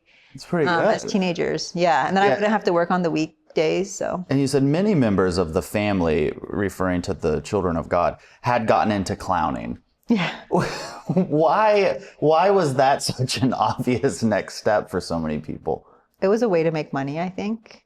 And in the States, I think they realized that people weren't going to be as receptive to their message of the apocalypse coming. Because, the West is much more, Christian. People have a different awareness. You go to a third world country and you tell people about Christianity, they may not, it's foreign to them. Yeah, they have no preconceived notion. Just like, oh, that's cool, that's interesting, and they buy it. But you try to do that here, people are going to be like, it's hard to explain it unless you've actually been there. But if you go to, say, even Thailand or like Vietnam or a country like that, and you talk to someone about Christianity, they may not even know what you're talking about. So I think coming back here, we had to find a way to sort of continue what we were, but we really also had to find a way to make money. Yeah. It was way more expensive here too. We didn't have people giving us houses to live in, and just food, we had to start buying. There weren't markets to go to and pick up old fruits and vegetables. So yeah, it really was actually quite a logical next step. When's the last time you've clowned? Actually, not that long ago. I kept a suit in my closet. I always say in case times got rough. Yeah, well, It was a few years ago. I think sometimes friends would be like, "Oh, can you come to my party?" I actually have balloons, not in my car, but I carry balloons around with me. If you're looking for expert guidance and community support on your mental health journey, consider a MedCircle membership. Explore your membership options using the link below this video or visit MedCircle.com. When did you start contemplating suicide? That's an interesting question, because I think part of it was when I was little and I would think about escaping my own life, because my future was death, basically. And when I do talk about my attempt at suicide, it wasn't really something that was very premeditated. But I think my rash decision to just sort of jump into it stemmed from my constant obsession over it as a child, and that I felt a close proximity to it. I wasn't scared of it. It was just like thought came up, boom. I didn't feel like I had much to lose at that point either. I didn't spend time thinking about like who I was going to leave behind. So yeah, I can't say I ever started contemplating it, especially as a teenager. I think at some point things just got too much to handle. And honestly, like, I felt like I was always on stage. Like, it was one thing to go through what I was going through, but like, it was almost like I had become a spectacle. Ever since even I was like really little, like in Thailand and stuff, like being a foreigner twin, like people were constantly looking at me and, touching me. And then when I came to the US and I went into school, I was sort of this like, people couldn't figure me out and people would ask me questions. And I no longer wanted to be, I had some stuff that I needed to deal with, and I didn't want to be like looked at anymore. And I just wanted to escape. I wanted to do the ultimate escape, I guess. And at that point, just attempting it, again, I was really drunk when I decided to do that. I don't even know if what I did would have killed me. Some people say it was like half a bottle of vodka and probably half a bottle of aspirin. And yeah, I didn't obviously die, but it wasn't very contemplated. It was just a sort of an impulsive decision I made based on a series of events that led me to complete overwhelm. On page 201, you said, but if there's one freedom we have as humans, it's the will to live or die. Unpack that for me. What do you mean by that? It's interesting. This was the hardest chapter for me to write by far. And I mean, I didn't write the book in chronology. It took me 12 years, and it was, jumping from here to there. And I put off that chapter. I knew it was going to have to be in the book, but I put it off. And I had to approach it. And I couldn't just tell what happened. I had to also talk about what happened. And I think that particular phrase came from the fact that I had absolutely no agency as a child. I had no free will. And so this was me saying, if I do have free will, it's this will to live or die, and I choose to die right now. It was me taking the ultimate, sounds ironic, but the ultimate control of my life by ending it, basically. That's what I meant. I know there's all these like controversy over, what is it called? I can't find the right term for it, but. Like assisted suicide? Yeah, assisted suicide. And I think it was my way of saying honestly, we really all can decide. It's something you can do. It's not like there's there is actually laws against it, but it's something people can do. You can choose to leave at any time. And I think it was my way of saying, this is me taking control of my life. Again, it sounds ironic. Yeah, but understandable. I think so. And that's why I had to include that. And when I say understandable, I don't mean like tolerable, commendable, or I'm saying right. I'm glad you tried that. It's the thought process behind it is what I understand. Yeah. I was having a moment thinking about it, and I was like, I think if you live in this world and you don't at some point want to escape it, I don't know that you're actually living in it. Yeah. I mean, it's that it can be that intense sometimes, I think. Sure. And escaping means different things for different people. Yeah. Some people can escape by watching 3 hours of television, and some people do much more. Yeah. You said this, I'm just going to read it for our viewers. You said, such beauty fills you with equal parts dread and euphoria, so that there is no difference between the two. It's pure feeling, pure sound, energy, light, vibration. There is no judgment. That's what wanting to die feels like. It's indefinable. It's beautiful. Some even say it's art. People will hear that and go, so she's for suicide. She thinks it's amazing. She's advocating for it. I love that no one's ever asked me. I always thought that was one of the most poignant passages I've ever written. And gosh, it was, I had to go into some space when I wrote that. But so what I was trying to do when I wrote that was me trying to describe the psychological state of a person.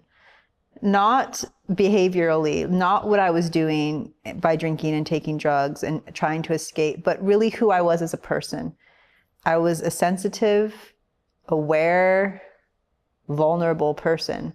And what I wanted people to know is that people who do attempt suicide are not bad, and they may not even necessarily be depressed. They might just be hypersensitive to what's going on around them and unable to deal with what they're receiving. So I was trying to give the reader a sense of the awareness that I may have had at the time or even after, of why this world was simply too much for me to handle. I wanted the reader to, if they had never experienced someone who had attempted it or never experienced an attempt at it, to know kind of what it was like and be able to sympathize, not feel like I'm condoning it at all, but I'm just talking about it honestly and in a way purely. Mm-hmm. Do you think people should be legally allowed to take their lives?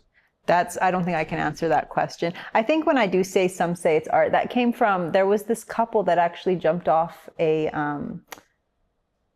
building. They committed suicide, and the way that they did it actually became a work of art. And I think I was kind of referring to that a little bit. I think someone took it was in school. I learned about this photograph of, and so I was just kind of trying to show that there are a lot of different definitions of what art is, and some people see tragedy in beauty, some people see beauty in tragedy, and I was just trying to give my little tiny slice of that, if that makes sense. That like life and death and beauty and tragedy, it can all be the same thing. That's the artist in me. I don't think it always comes through in the book, but I had to have a moment of that when I talked about death. Yeah, I understand that. Why do you think, or do you know how many second generation Children of God members committed suicide? I don't know how many, but just me personally knows Probably at least 10. 10. Yeah, that's like at least that I know. But what about, do you think it's because of children of God, or is there more to that decision? Yeah, that's again another question I don't think I can answer, because there's too many factors. Like I said, there was just this article that came out that said that the children of God may have led to River Phoenix's death, and you can't draw that conclusion. But with 10 people from the same That's upbringing, just what I know. There's that's just many. what you know. I'd say there's at least, I want to say hundreds. There's a lot. So what, and I know there's a lot that goes into that decision, but those are big numbers to say that children of God wasn't in some way influencing. Yeah, I'm sure it definitely, I think this idea of not having a future is one of the hardest things to deal with. Like we just simply, I was trying to explain to someone recently, and I said, just imagine the part of your brain that's, reserved for making decisions about the future was just like scooped out of your skull. Like that was the only way I could describe it. Like if you can't see your future, and the reality is the future doesn't exist. It's something we're looking forward to, but you have to be able to look forward to it. And we were just completely prohibited from that. Yeah, and then you're living your whole life thinking it's going to end at this certain time. And then all of a sudden the reality kicks in that everything you've learned is untrue, including the fact that you would have this short life. You are most likely going to have a long life. And now how do you cope with that? And are you saying that realization you think played a role, or likely played a role in them deciding to end their lives? I think it's possible, yes, that it did. You said on page 222, I thought about how the people who joined Children of God were looking for a way out of their ordinary lives. I could empathize with them now, especially after having my own negative experience with the outside world. I was starting to see what they had wanted to escape from. They were trying to escape a life of mundanity, I think. Mundanity. You're the writer. That's how you say it. The illusion of the American dream. You think that's still true? Gosh, I say some bold things, don't I? I hate having to defend what I wrote. In the moment when I wrote that, it was me trying to understand what had led them to join the Children of God. I might be a little more experienced. I don't even know when. It could have been 10 years ago when I wrote that. Some of these passages I wrote 10 to 15 years ago. Right. So it's interesting to have to go back and be like, oh, I said that. Okay, let's see. What was I thinking at the time?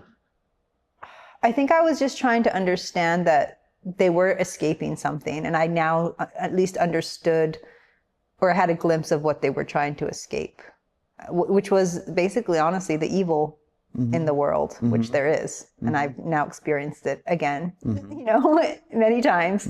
But yeah, but I don't think that's the answer. And I think I say that too. I didn't agree with what they did, but I did understand why they did it. And I think that's where healing happens, is through understanding. I think that's a big part of healing, is just understanding. I think, again, maybe we'll talk about this more later, but like a lot of people, when they get into addictive tendencies, they're trying to escape something. Every time. Yeah. And it's not that, again, it's not what they're doing isn't right, but to understand what it is you're escaping is really, that's going to get to the root of the problem, instead of throwing away the alcohol. The alcohol is not the problem. That's right. I learned that quickly too. And I never prohibit, not anything, but like, I've obviously had struggles, but it was never the answer to say the substance isn't bad. And your relationship to the substance isn't bad either. It's what are you trying to avoid by abusing the substance? And that, you say, starts with understanding. I think so. That's really critical. That's really huge, understanding that it starts with understanding. I was very surprised in your book how little you seemed to blame your parents. In fact, there seemed to be no really true blame at all. Because as a reader, I was very angry at your parents, even though I loved your mom and dad as the people they were in the book. As a reader, I was still battling with, but you had 12 kids in this environment. And I know you didn't know it was a cult then, but you still had them. Yeah. That, to me, I'm going, that is not responsible. Yeah. If I was the child, I would be so angry at you after I came on the other side. But I never got any of that from you. Well, I have been angry. I mean, I think this is actually the beauty and the catharsis of writing is you can't be angry when you write. You can't?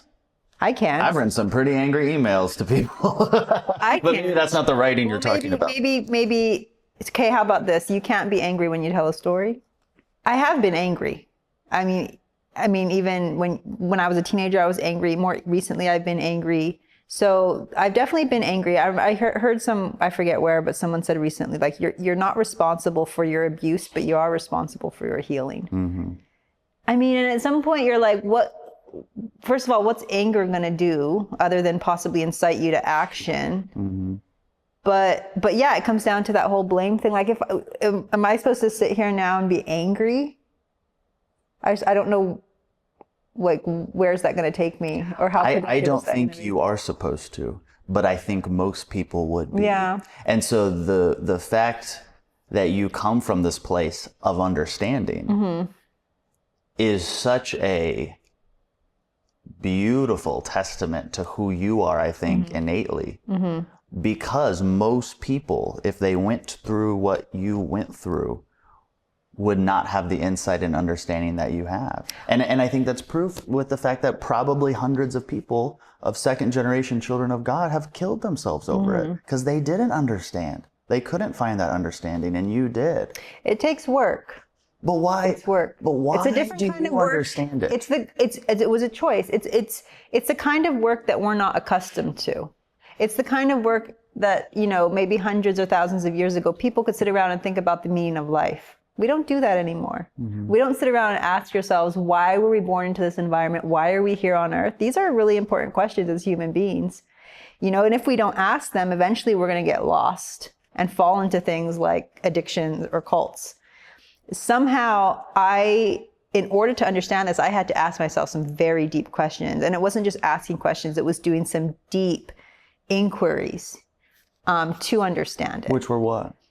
I don't know, just sitting with it, just thinking about it, to be honest. And I always would think, like, if you sit with your anger and your fear long enough, eventually it's going to transform into something else. And I don't know if I'm sure you've heard that energy cannot be created or destroyed. It can only be transformed. You can't create it, you can't destroy it. So whatever you have, if you're sitting there with an addiction, whatever it may be, I even say this, it's like a potter uses clay. Like, I had this thing and I realized there was this thing, and I was going to have to shape it in the way that I, wanted to.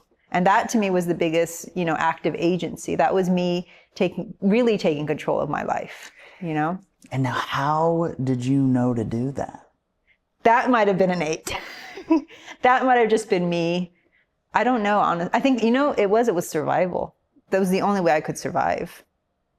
I don't think I would be sitting here if I didn't do that. So that's... I have this incredible blessing and privilege and honor that I do not take lightly of sitting across from people like you and having the ability to ask you whatever I want.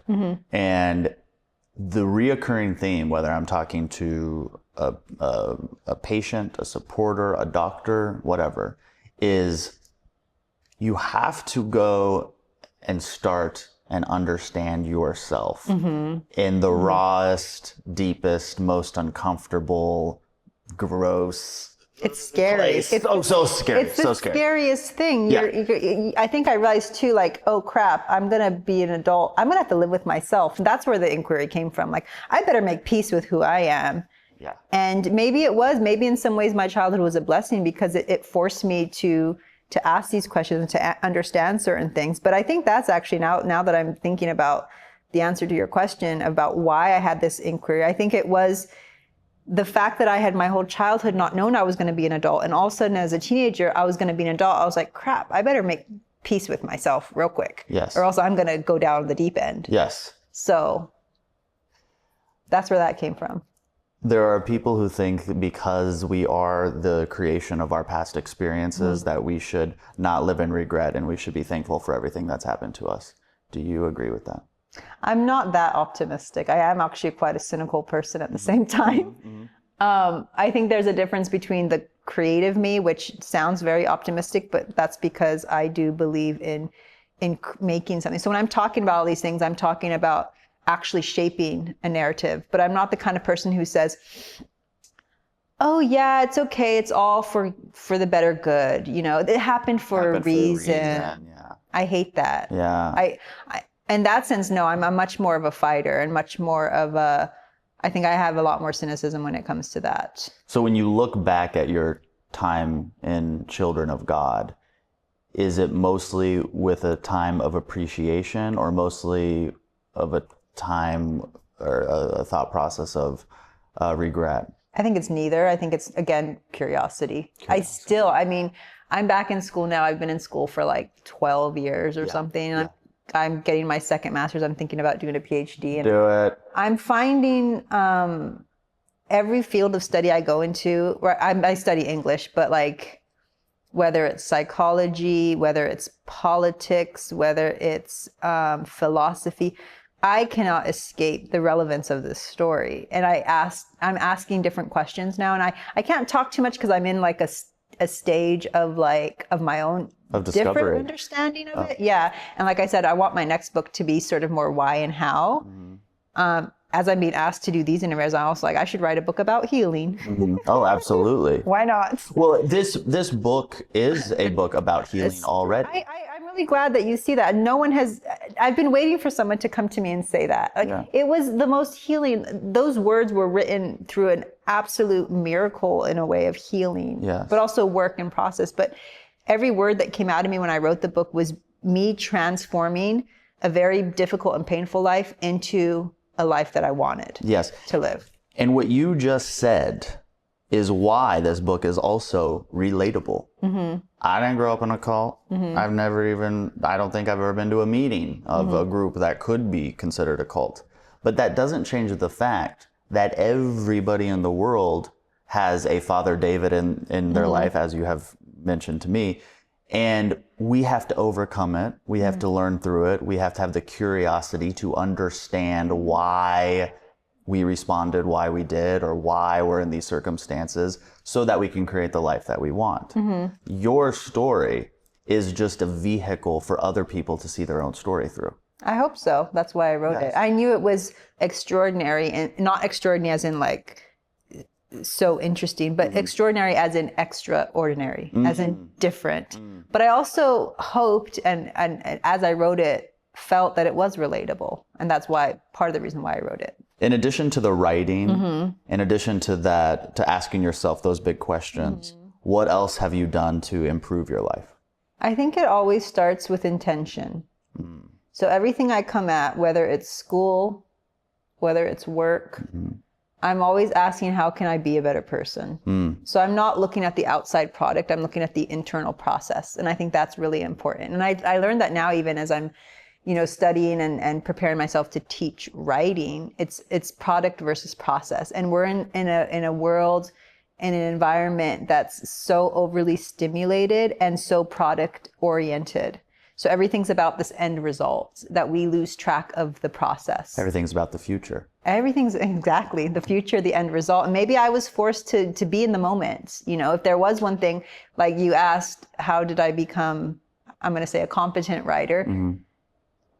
When you create something, you have to be in the moment. So because I had that future thing out of the way, I never had to think about that.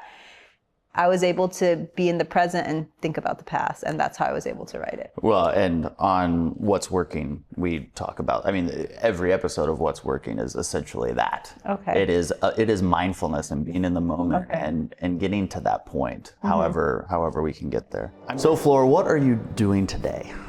So I'm rather busy. I obviously published this book about a little over a year ago, so I've actually been quite busy with that. But in addition to that, I also I put myself back in school for my own personal reasons, and I'm pursuing a master's degree in English, and I'm thinking about doing a PhD. And I also have been working in education, so I've been not quite a professor, but I've been working in helping kids with writing.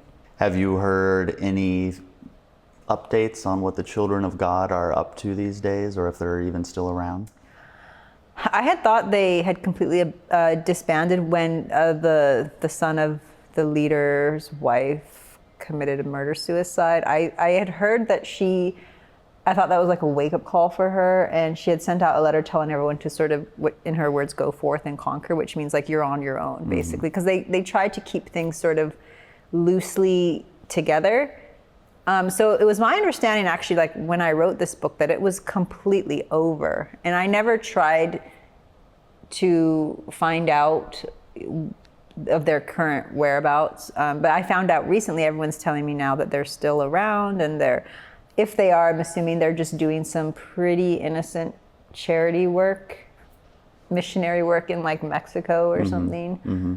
How do you trust people today? I don't. You don't? I'm just kidding. Very cautiously, I think.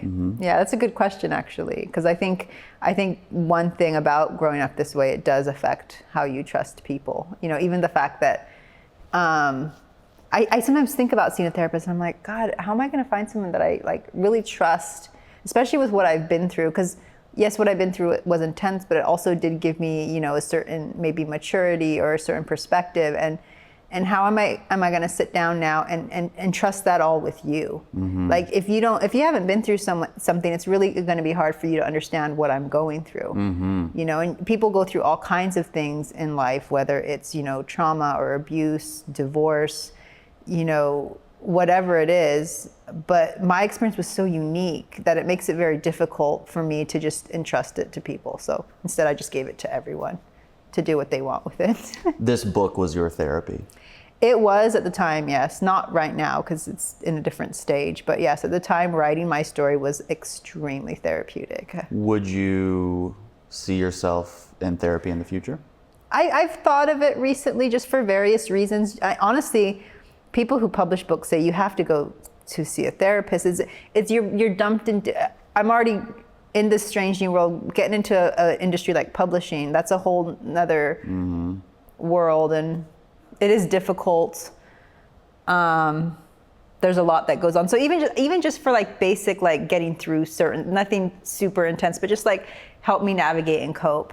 I've thought of it, but I haven't yet. Will you have kids? I never wanted kids. I've thought of adopting, but I don't at the moment. Will you marry, you think? I don't know. Perhaps. Do you believe in God?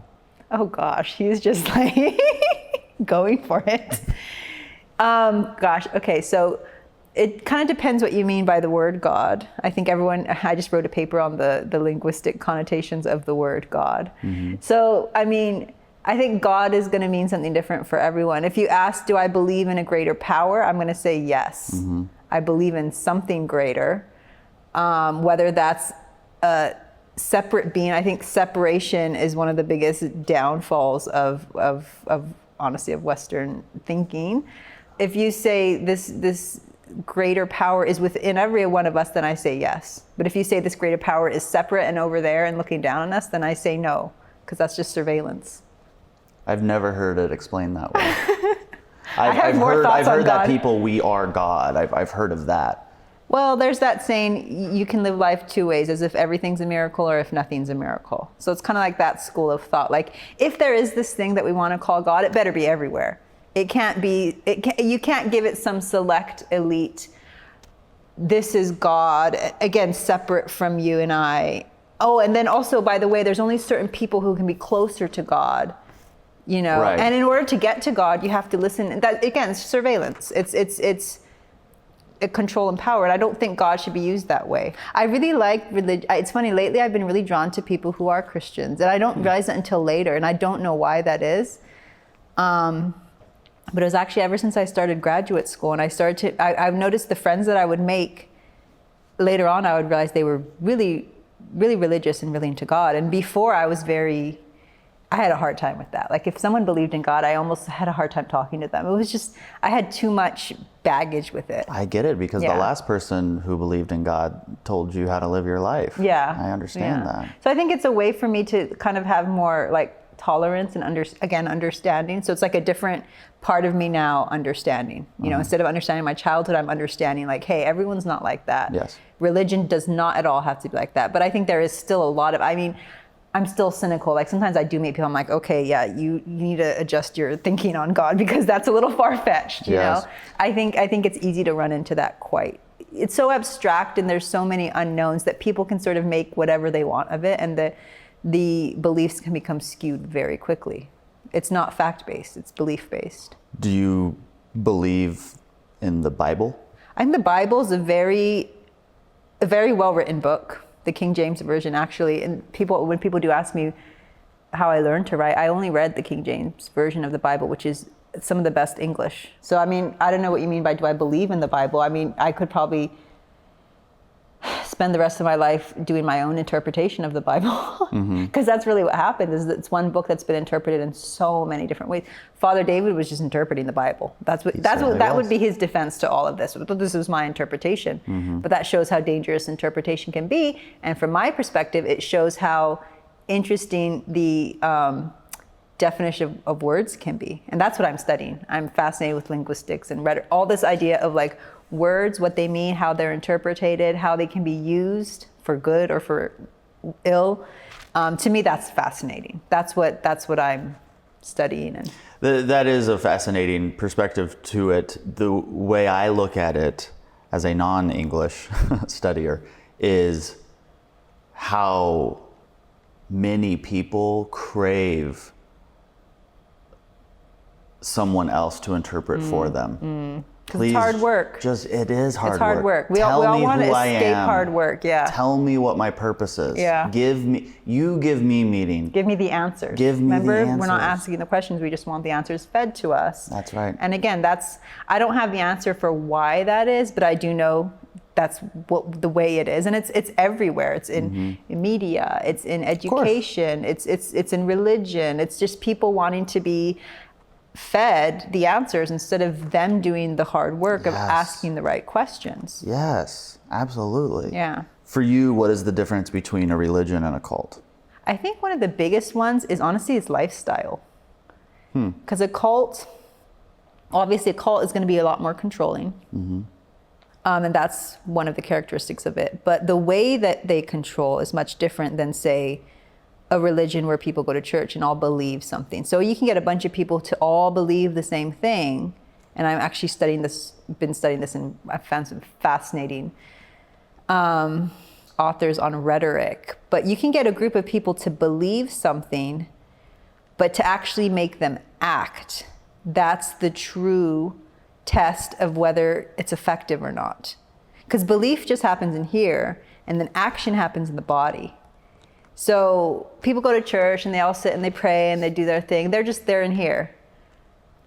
In the children of God, people were in here. They were out on the field. They were doing things. They were fleeing countries and having babies and, just doing things with their body. So he really had these people not just believing, but doing, which is the true test of belief. Hey, can I get an amen? Amen.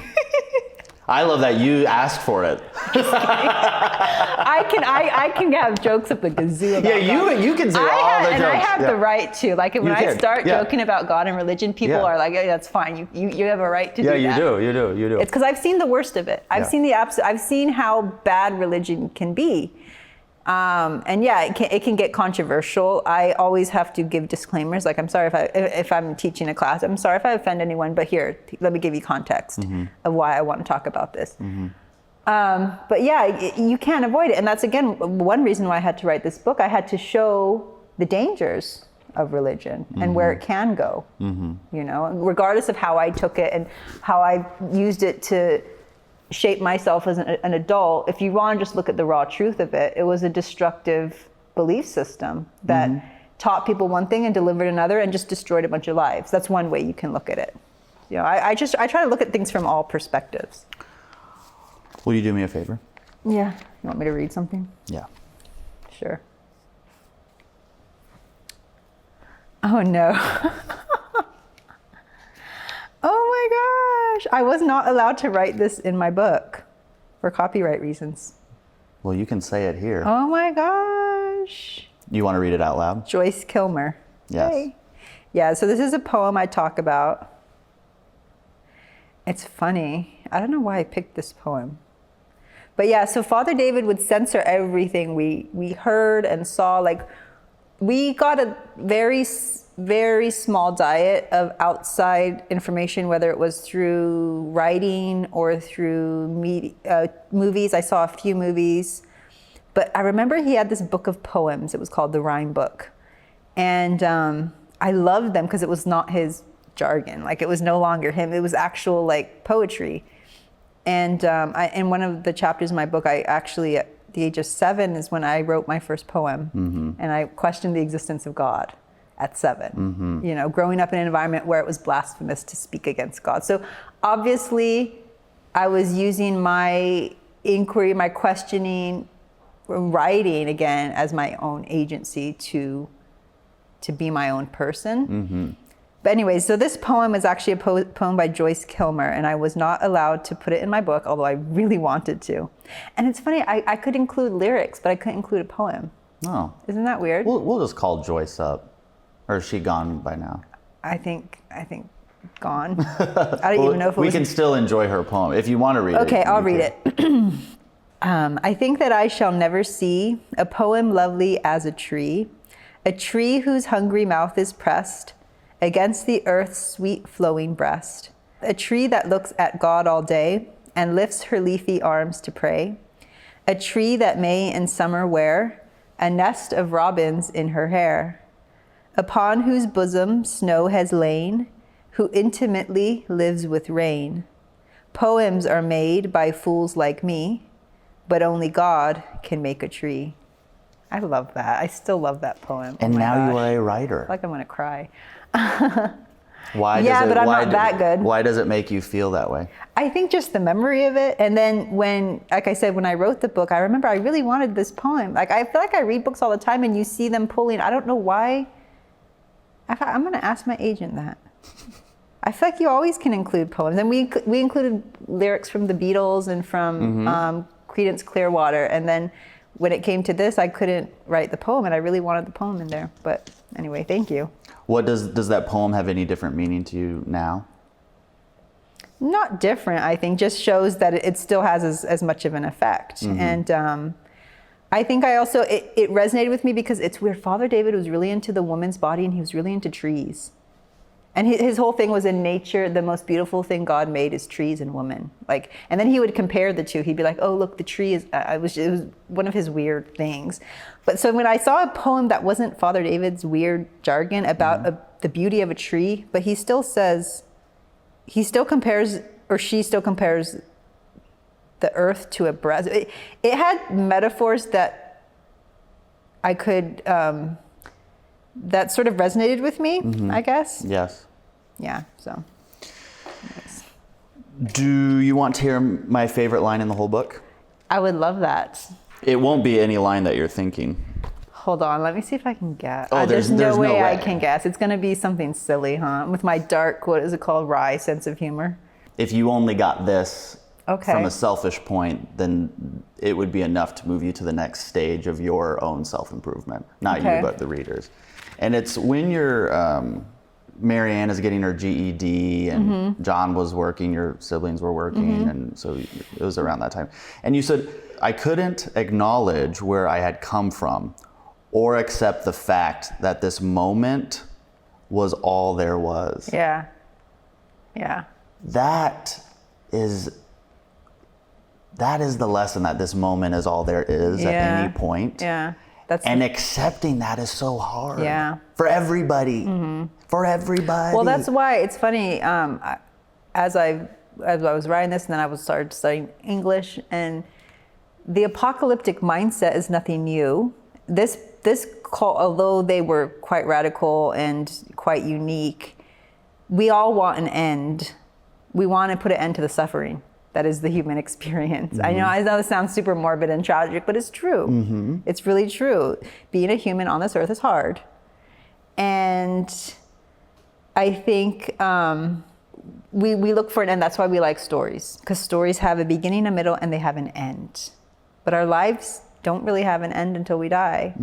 And so we always want to look to the future for relief from whatever it is. We're all suffering something on some level. Some of us are, higher level, and some of us are, lower level, but we all suffer from something, whether it's emotional pain, physical pain, psychic pain. I said this in my last interview, you can only heal in the present moment.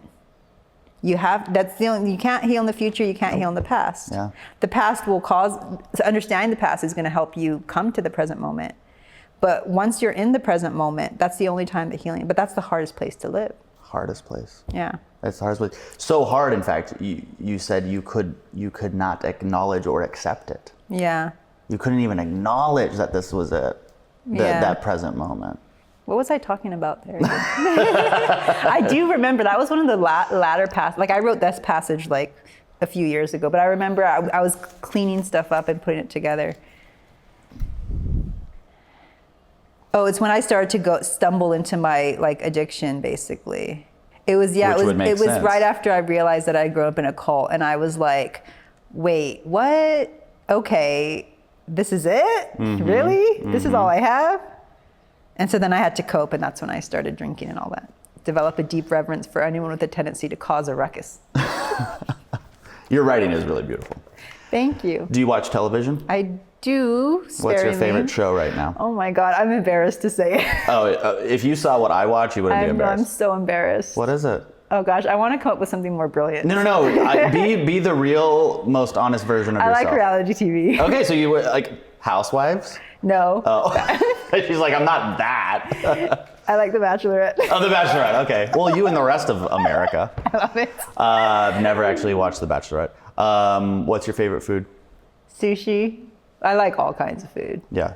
But I like Do you ever sushi. eat Thai food? I do. Okay. Not recently though. Do you ever eat rice? I do. I love rice. The reason I'm asking her that is because it seemed like every page they were preparing rice. Like everywhere you went, we had rice. Yeah. Like, so I just can't. If you have you been to Asia? No. Oh, no, I have not. Yeah, it's just different, And I also want the reader, like I think one thing about books is being able to escape into a different world. I hope you got a sense of what Thailand is like, Yes. I got a sense. I mean, even though we were in this cult, I would sometimes go out and see things, and those things left an impression in my mind. So yeah, rice is a big staple of not just their diet, but like their lifestyle. Sure. What do you want the viewers to know that we haven't talked about? I was thinking about this the other day, and it's because you're actually the second kind of health-focused platform, that has asked to interview me. And I was asking myself, well, okay, so if I had to tell someone what's the first step to healing, what is the first step? And I thought, it's just believing that it's possible. Like, and then also acknowledging that we all need healing on some level, even if you're just, I'm fine. How are you doing? I'm fine. But we can all do better, That's why I like improvement instead of change, because improvement means you're taking steps. Whereas change, again, it's an end. Change something and then you've changed it. You've turned it around. But improvement for one person might be different than improvement for some people. Improvement might be living their best life and feeling good on all levels and just drinking that green smoothie in the morning and like just living a super balanced, healthy, fulfilling life. For some people, improvement might be, I stopped at 6 drinks and I didn't go to 7 because I'm trying to get better, and like that would just push me over the edge. I don't know. But improvement and the way that you perceive things is really, again, ultimately all there is. Your perception of things, your perception of reality. I think just on a more macro level, it's I think understanding cults, which is why I think I started to write this, is like they serve a purpose. The media paints this picture that they're these bad, secretive, mysterious things, but there's a reason why they start.